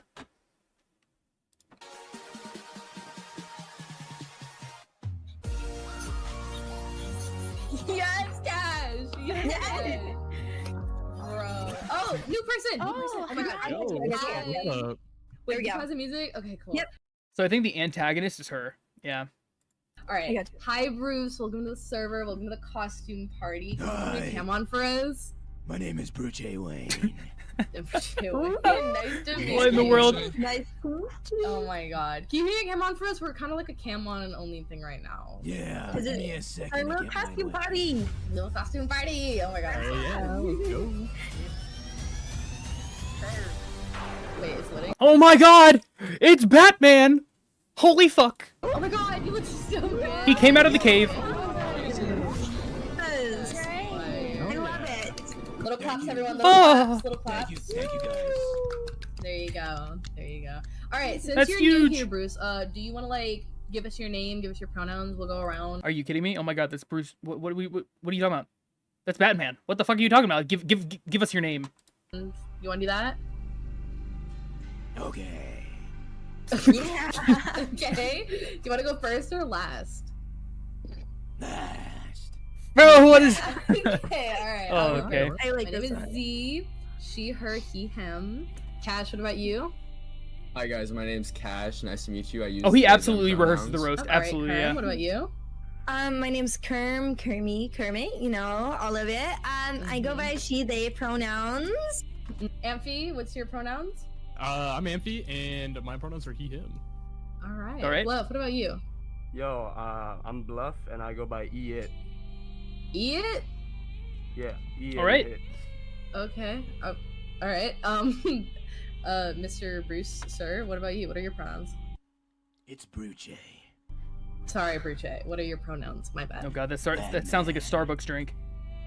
Like those are like Is that who you're not? So, Clowny, welcome to the stream. Stop. Okay, like actually, like, what are your? Oh yeah, you don't see it, but I have like an automated sex toy latched to my dick right now, edging me. Yeah. I lost as soon as I clicked on. I am You're joking. No, but like we're trying to actually like know so we can be respectful. Like, what are your I told you. actual? My pronouns are Batman. Okay, are you just like here to troll? Okay, my bad. Right, yeah. What the fuck? Okay, she sounds serious. Of course he's there to troll. What in the world? What in the world kind of question even is that? Is she in La La Land? Holy fuck. Hey, I'll rewind that real quick. What? Like right here?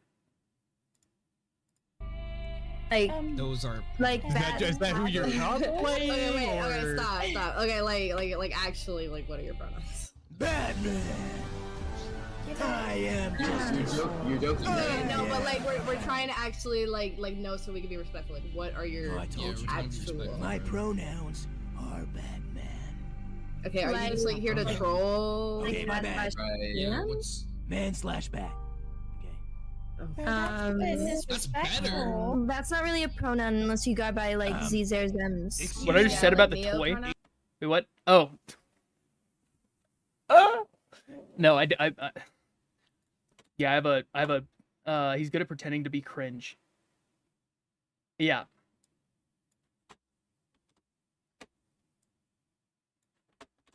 Excuse me, Spider-Woman. Can you stop belittling me? Thank you. Well, do you go by like Neo pronoun? I'm just trying to. I go by Batman. Excuse me, don't yell at my members, sir. You just joined. Like, calm down. To be fair, he has repeated that like 4 times. Like, what the fuck? She asked what his pronouns are. He said brunchy, right? Or I don't know, something like that. And then he says Batman. Like, he said it multiple times, and she's still like, take it down a notch. You're here. You need to be here. Batman would be like a Neo pronoun. That's all I'm asking. Okay, listen. Bat/man. Are we good? Yeah, oh, I haven't. That's not really like pronouns, though. Okay. Anyway. What? What? Okay, hold on. I'm just gonna keep going. Excuse me. Let's just No, take I'm not going out. I was trying to do my cosplay voice, but I give up because y'all are coming here. Okay, what? I can't be Batman. I can't be what I want. Look at you, dressed up like a fucking stormtrooper. I don't even know how you got here. I don't even know how you joined. What's up, Cry Baby? Welcome to the stream. Thank you for watching, and thank you for subbing too. I appreciate it. What is he, fucking Pennywise? Well, yeah, but that's like valid. It's an identifiable. Identifiable. I think this is a totally warranted reaction. Excuse me. You asked me what I feel like, and I told you what I feel like, Missy. Exactly. That's a character, not a gender. Excuse me. That's a character. Z, you're up here. You need to be down here. All right. Okay. All right. All right. Bitch, I didn't say I identified as a bitch. That's all you, sis. Bro, chill out, man. Alright, that's it. You're starting to make me mad. Okay, listen to me for a second. Listen no to me more for a Mr. second. Nice Guy. Every single day. I'm so scared. Every single day, I work my ass off to keep all of you. At Wendy's. All of At you. Wendy's, right. Ungrateful pieces of shit safe. Okay, I'm the one who keeps you safe. Me, the Knight, Justice. Sure, bud. And for you to sit here and disrespect me in such a disgraceful manner is insane. It's insane. Buddy, I'm like $16 an hour. Don't talk. You're not. Hey, Okay, hold on. Okay, who? This guy that keeps talking. Him. Hold on. In such a disgraceful manner is insane. It's insane. Buddy. Like $16. This guy. What is his role? The only thing that he has not contributed anything. He says like one-liners and then dips on the sentence. He doesn't do anything. He's doing the Cartman voice. An hour. Don't talk. You're not. Hey, can you do me a favor, JC, and show me $10, please? I could not, because I make bad financial decisions. Yeah, exactly. So don't talk about my Damn. wages. All right, don't talk about my wages. All right. That's insane. Bro, can't show I can show you $10. things I that are got worth you. You need some $10. spare change. You need some spare change, buddy. Yes. Please, You can click the link in my bio. She actually Wait, has twin. worth. You Wait, don't. what alright? about a link in So- the, wait, what do you do in your bio? You can click She the does link in my bio. OnlyFans. She does OnlyFans. Like, Holy fuck! What is this guy in the Batman costume done to warrant this response? It's like everyone hates him off rip because he said my pronouns are Batman. I don't like what. And he's clearly trying to just troll. Like it's Oh, she does OnlyFans? Oh, my bad. Hold up, my bad. I didn't realize that. Okay. Oh my God, financial queen. Oh my bad. God. Let me go. It's all fun and games, buddy. So I have your dad on the ground like that, right? Oh wait, I can't because he's dead. Sorry, I didn't realize that Whoa. I was a celebrity. Whoa. Yeah. I was talking to an online female Top 1%. celebrity. Exactly. Like what? Are you mad you're broke? What? Do you need some? You need some spare change? I have a question. You have some nice money in your hand, but is your father proud of you? I don't care. Who cares? My father? That deadbeat ass motherfucker. I don't care what he thinks of me. Like, I don't need him. He's not even in my life. I don't need him. Like, what? We don't need dads. We don't need dads. I don't need a man. Ew. I have Kerm. I don't need a father. If you don't need a man, why have you I'm only gonna say one thing about that. That's an incredibly sad outlook to have. That's so sad. You sifted through 3 boyfriends in the last 6 months. Welcome back, for Isaiah. Entertainment only. What? Exactly. Tell him. 3 hour stream. That's all they're here for. Like I have Amphi around because he's funny. Nothing else. I'm sorry. Men are a what? A what? A means to an end. Why would I keep them? I use them for what they're good for, and then they're gone. Oh my And what? god. Oh my god. I can't believe people actually say this stuff just on a stream for everyone to hear. Holy fucking barnacles. That is... Holy shit. What? What are you gonna do? You're not gonna do anything. I don't understand. Like, what? Oh, you want to know what I'm gonna do? Saying men are a means to an end is absolutely wild. Oh my god. You want to know what Batman's gonna do? You really want to find out? Oh god. Hurry up, buddy. I want to find out what the loser in cosplay is gonna do. Yeah. Scary. What? Why were you talking bad about my mom, bro? He's gonna jump through the screen and just start coming on all of them. He's gonna really show him who's the boss. The fuck are you talking about? Why were you talking bad about my mom and my server, bro?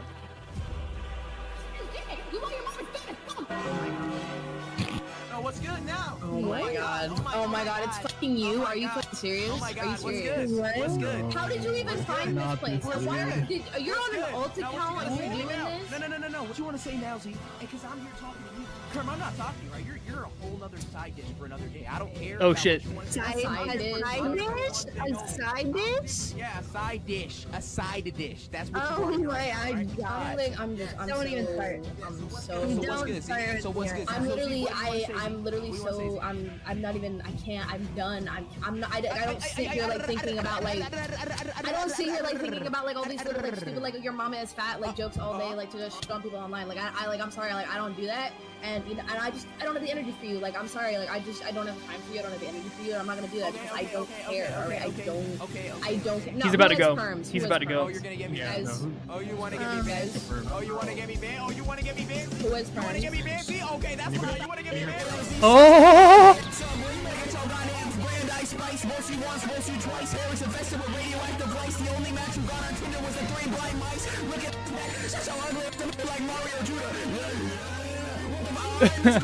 Oh my god.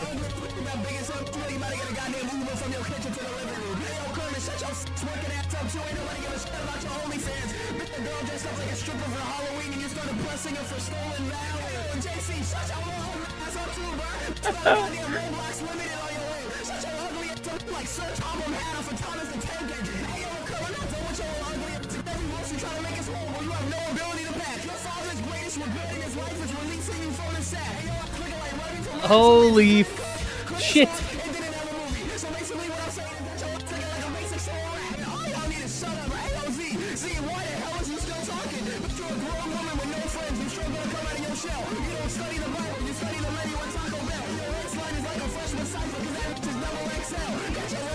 Oh my god.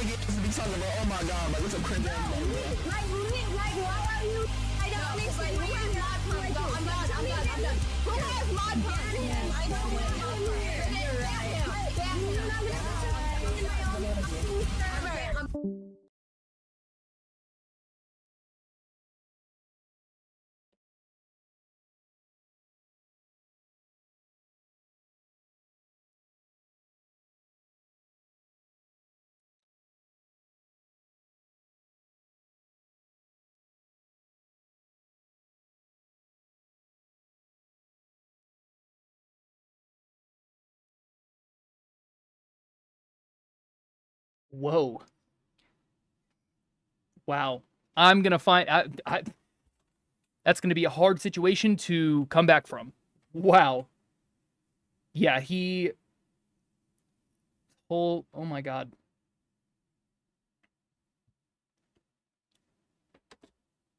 Yep, he packed him up and sent him off. Jesus Christ. God, that was impressive. That was super impressive.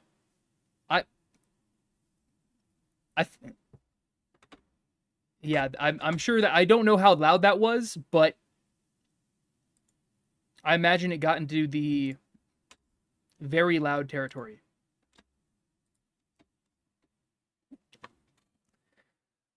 I mean, listen, there's a reason why Pat God is so big. There's a reason why people like watching his content. He is super talented in this arena. Good God. He took them to the Ultimate SmackDown Championship and killed all of them. They're all deceased now.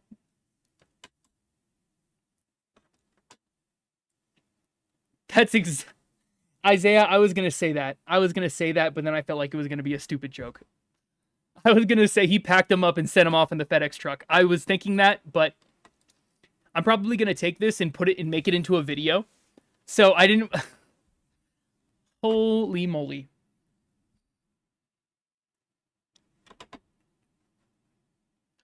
Asmongold loses it while watching Pat God versus Twitch streamer. Oh! This was wild.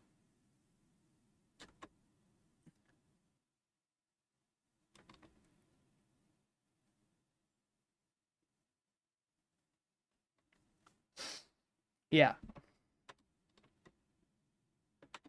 It's kind of wild also that YouTube's recommending me my own video.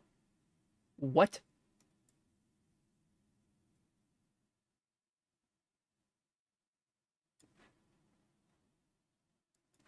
Why Corpse husband started to hate his audience. That sounds kind of interesting.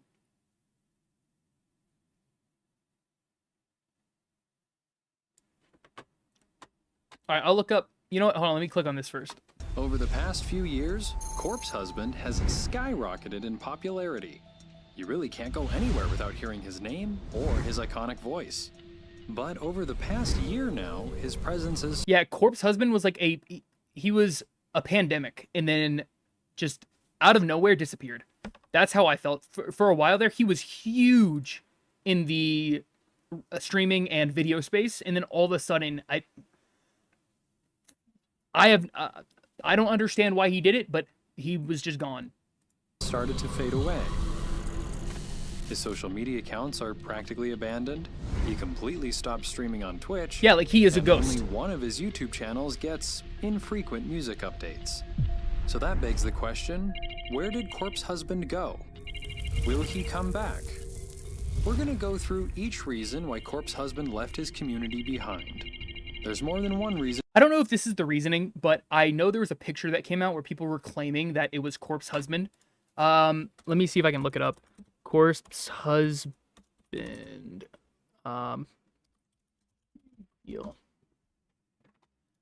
Like, people were saying this is what he looked like. I don't know if that had anything to do with him just, like, leaving. I don't know, because a lot of people they tend to idolize these people and make them seem like, I don't know, they turn them into these things that they're not in their head, you know? Reason for him to leave, so it's possible that some or all of them are the cause of this. Make sure to watch the video until the end to hear. But he also did have a health condition. Yeah, there was a lot of there were a lot of things that played into him just leaving. I feel like I don't think it was just one thing. What's going on with Corpse and why he could have left. The first big issue with Corpse is his health. Corpse has been plagued by 3 health conditions his whole life: FMS, GERD, and TOS. FMS is a chronic disease that causes muscular pain, insomnia, and chronic fatigue. GERD causes stomach acid to burn the throat, and TOS causes nerves or blood cells in the upper chest to swell or go numb. These are only summarized versions of what happens with these diseases, but they are all very serious. At my absolute worst, I remember crawling to the door to get groceries and barely being able to do that. I tried to pour cereal, and then when I went to like lift the spoon to my mouth to eat it, I couldn't do it. FMS has no cure and only worsens with age. Oh god, that sounds rough. Yeah, that sounds like a rough ride. If that's what he was going through, that's tough. GERD has been linked to different kinds of cancers, and TOS can make simple actions like moving your hands very painful. All of these problems have interfered with both his personal life and collabs with other content creators. He's talked about times where it feels impossible to move his body at times.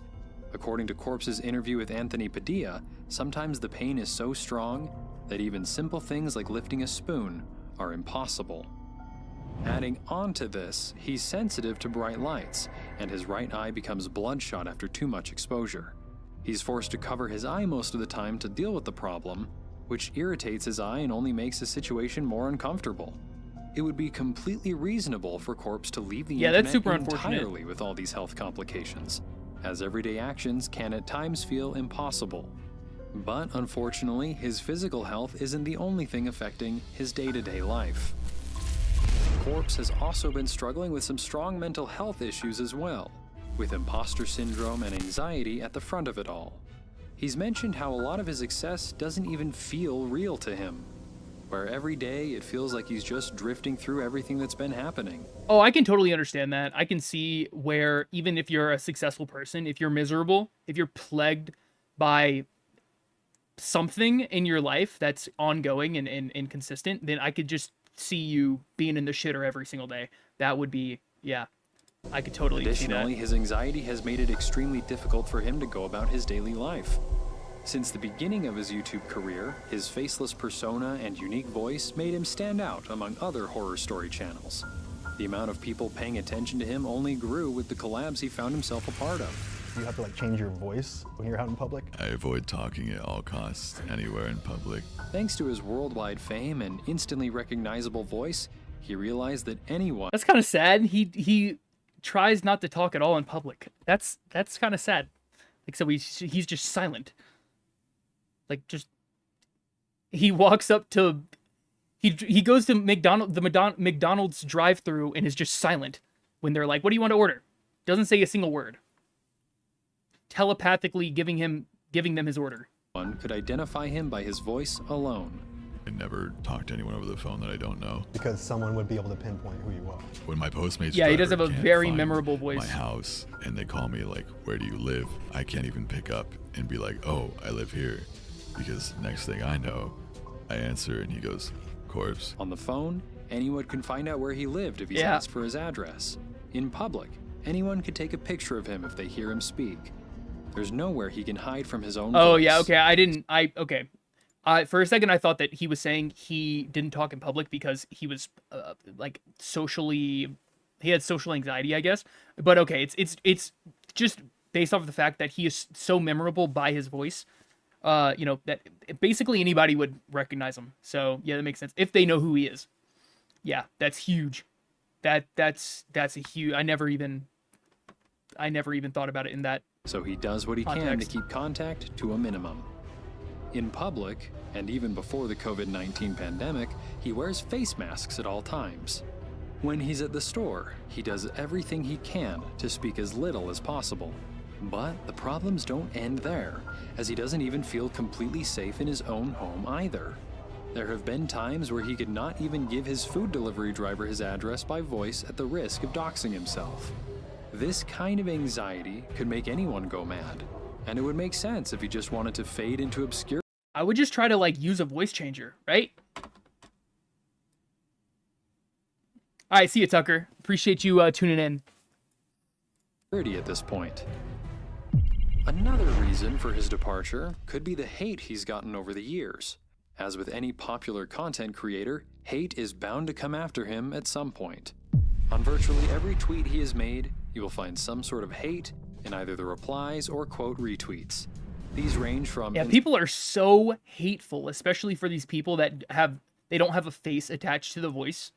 And especially with Corpse, where his voice is super deep, and I guess that's associated with attractiveness or whatever. It's I could see that being a huge problem. Insulting the choice of lyrics in his music, to his voice and how strange it sounds. Many comments accuse him of faking his illnesses, using a voice changer, or intentionally making his voice sound different to attract a female audience. Corpse was convinced that random people would hate on any random videos or tweets he would make, all due to his popularity. One of the strangest examples of this was when Corpse tweeted out a voice memo of him simply inhaling and exhaling.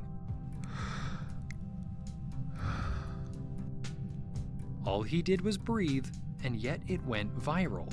Trending with the hashtag #OnlyBreaths, the memo tweet received over 400,000 likes. Despite the positive reception from fans, many people went in and insulted both Corpse himself and his fan base. Holy fuck, is Corpse actually 40 years old? Is that... Oh, Jesus Christ. No way he's actually 40. Oh, what? Okay, I don't... Fun of his fans for going insane over Corpse simply breathing. He's not 40, he's 26. For his strange voice. This all served to prove See ya, Isaiah. that Thanks for tuning in. I appreciate hate it. the things he does for random reasons. People will get mad at anything that's popular. I guarantee you I'm gonna get so much shit for literally breathing. They'll be like, oh my god, you guys are so obsessed with him. Like, look at it, he's just breathing, and then like, or he's trying to breathe super sexually, or like, it's literally just breathing, but people want to spin it to be that. And with his mental state the way that it is, he might not be able to handle all the negative attention he gets on a daily basis.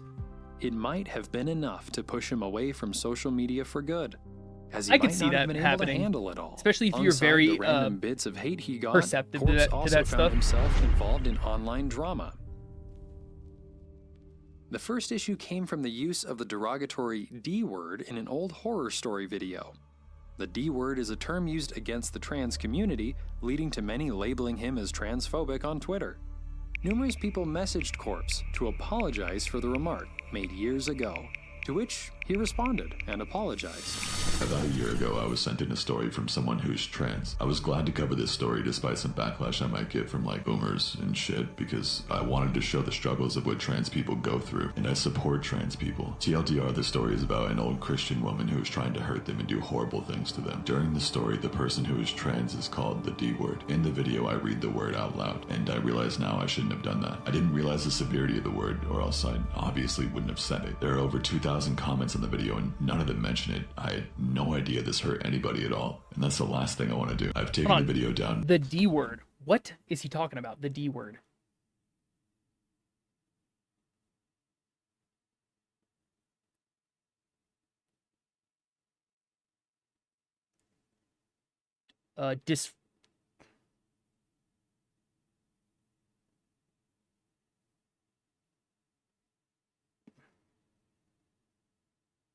Dick?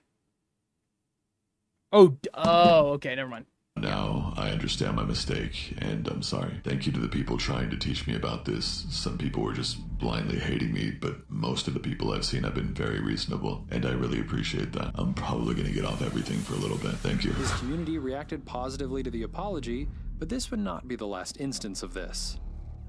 Soon after, people came across another old video by Mama Max, where he used the... You see, the thing is, with a lot of these words that are misconstrued as being a bad word, I feel like a lot of them are just terms used to describe a certain type of person. I can see where it can be hateful, but sometimes the hate, I feel like, is a little excessive, especially if you can tell the person's not trying to use it in a demeaning way, R word in 2016. Like, clearly, if he's making a video on trans people and him supporting it, he's not going to use that word he's not using the word in a demeaning way. It's not like I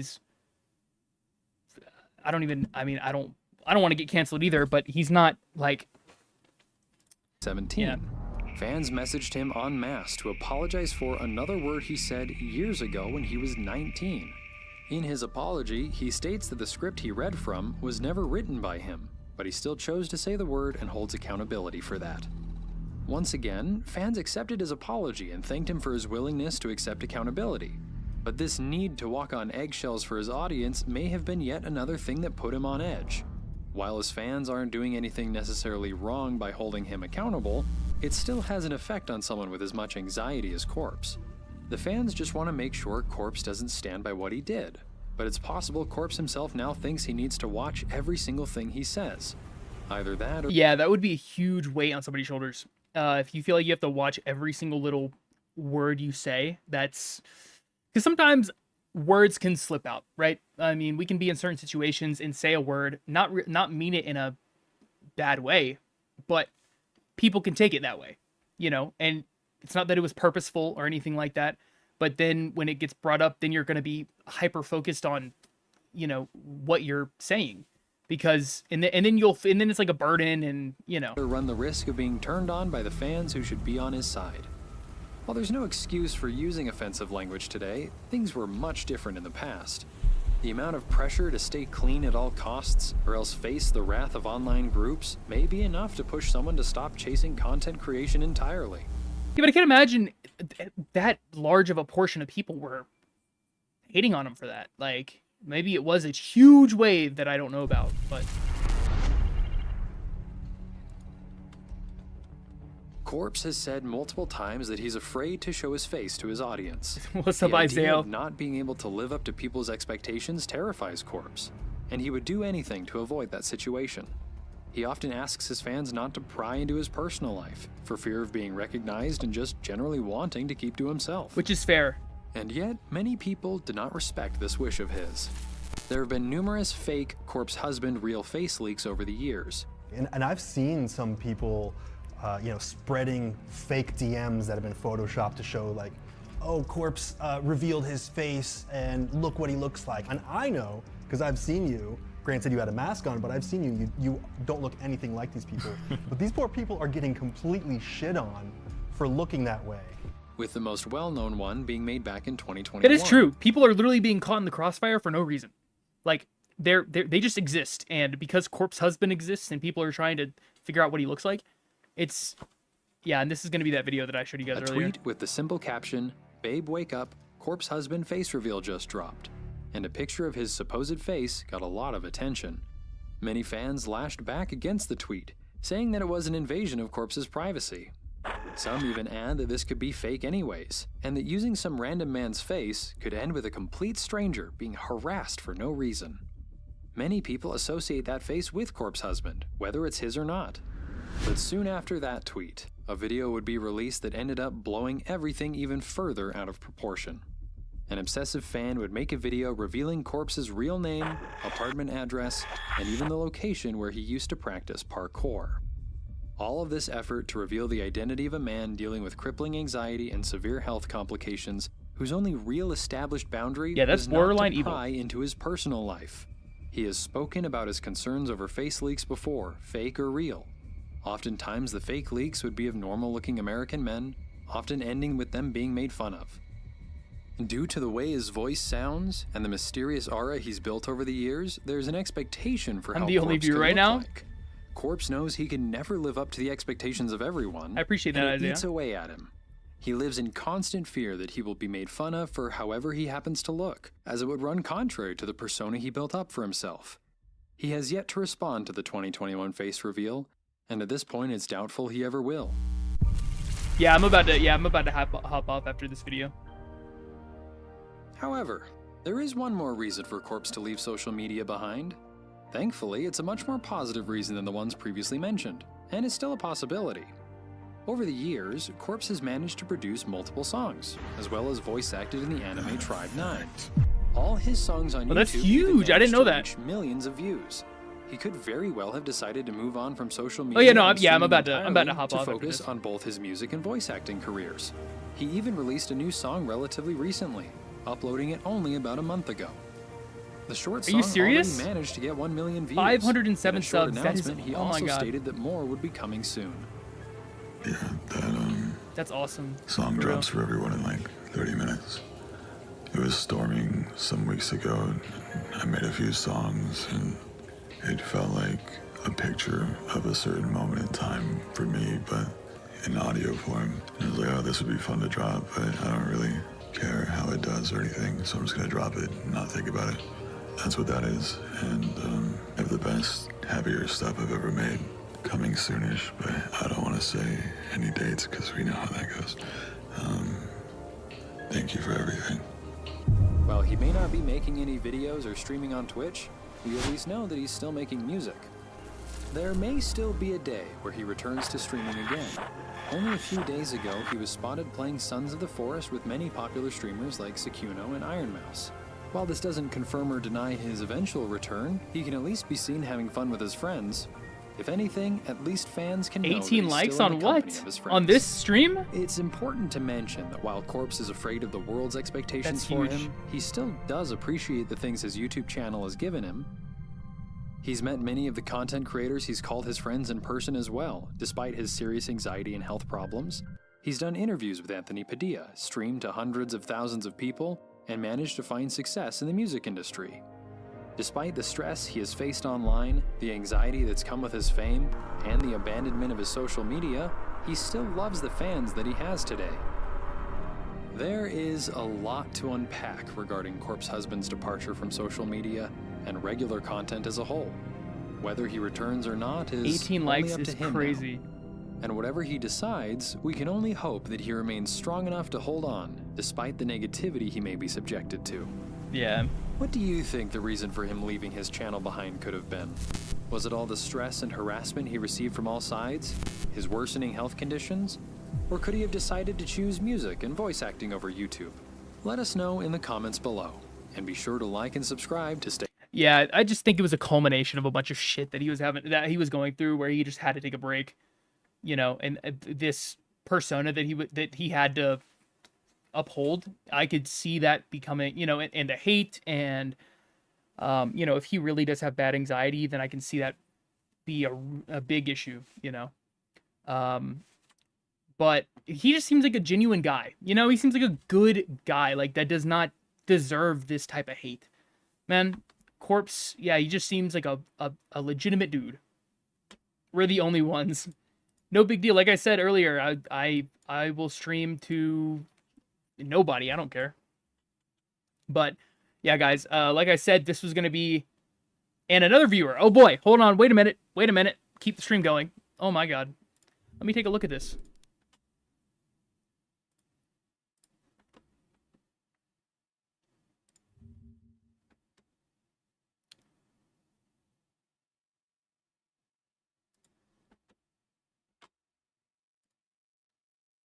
Um,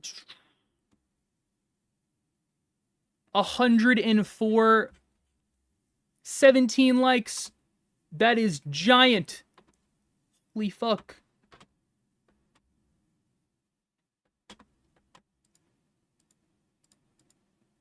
People are going wild. People are going absolutely wild. All right, I guess we can watch one more thing. One more thing.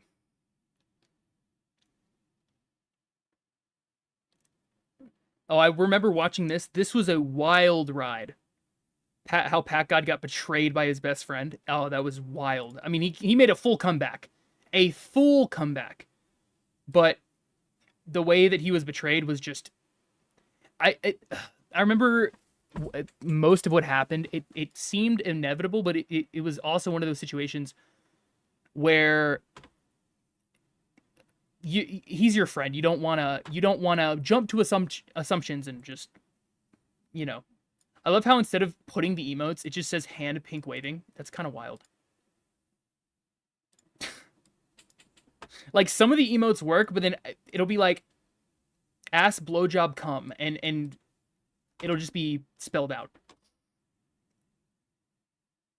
We had 2, then 1, then 3, then 4. Yeah, we're jumping all around. We're going wild. I've gotten this 100 messages today from Restream like 4 times. What the fuck is going on?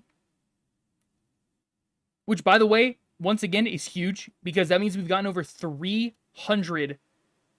We've gotten over 300 messages, which is giant. Borlin, welcome to the stream. Matpat, yeah. Super shitty situation. I'm gonna give you a... All right, see you, Isaiah. Thanks for tuning in. But, yeah, I'm gonna give it a condensed version of what's going on with Matpat. I'm sure you've probably seen the video. So he's retiring, but my whole outlook on the situation is it's first off, it's well deserved. This guy's been on the platform for over a decade. He totally deserves to take a break or retire, whatever the case may be. He's brought so much to the platform. So many people have enjoyed his content. He should be allowed to, you know, take a well-needed retirement for the time being, at least. You know, I don't know if he's gonna come back or not, but the outlook that I'm trying to look at this from is he's giving other people the reins. So like he is giving other people the opportunity to pick up from where he left off. So you know, he's giving all these other people opportunities to fall into this role that he's created, which is amazing for them. You know, it's huge for their futures, you know. The ninja slime. All right, I'll look it up.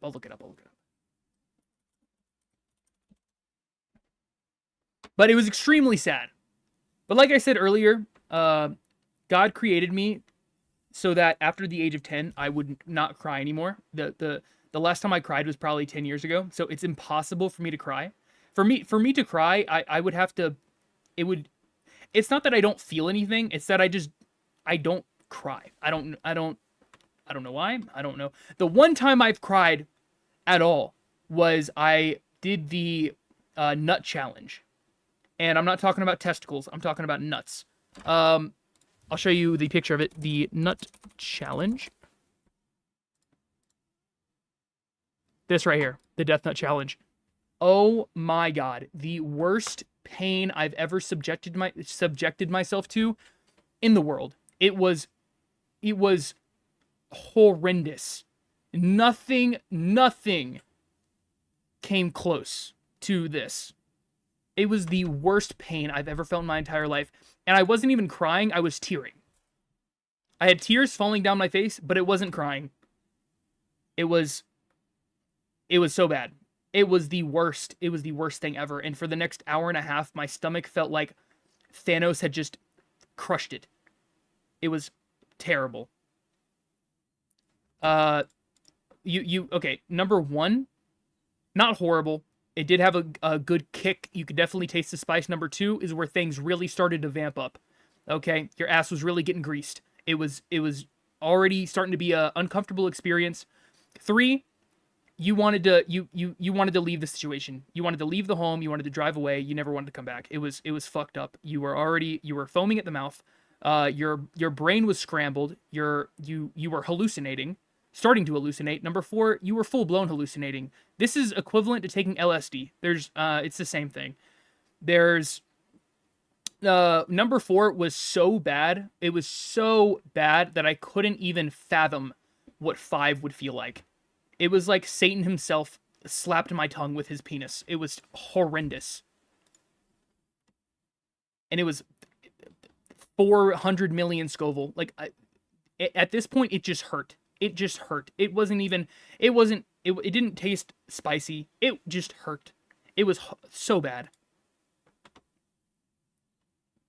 And then the last, the death nut.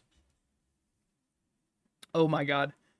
This one, I tried to not let it touch my tongue for, enough time for it to really register. I put it in my mouth and swallowed as fast as I could because I wanted it to be over. I wanted it to be over. I couldn't bear it. And this is coming from somebody that likes spicy food.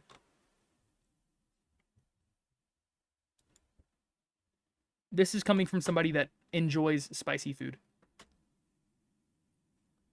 So, yeah. Don't recommend. Do not recommend. It was way too spicy. Way too spicy. I was not expecting anything like that. This poor dude. This is, yeah. Afterward, I was, yeah. It was basically the same as drinking a stupid potion.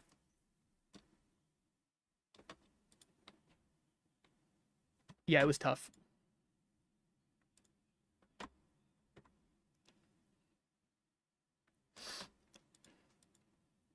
But, yeah, guys, this is going to be the end of the stream. I appreciate you watching. thank you very much for tuning in. I will stream tomorrow. Yeah. Thank you, Jocelyn. Thank you, Isaiah. Thank you, Corlin, for tuning in. Everyone, Tucker, I really do appreciate it. I will see you guys tomorrow. See you.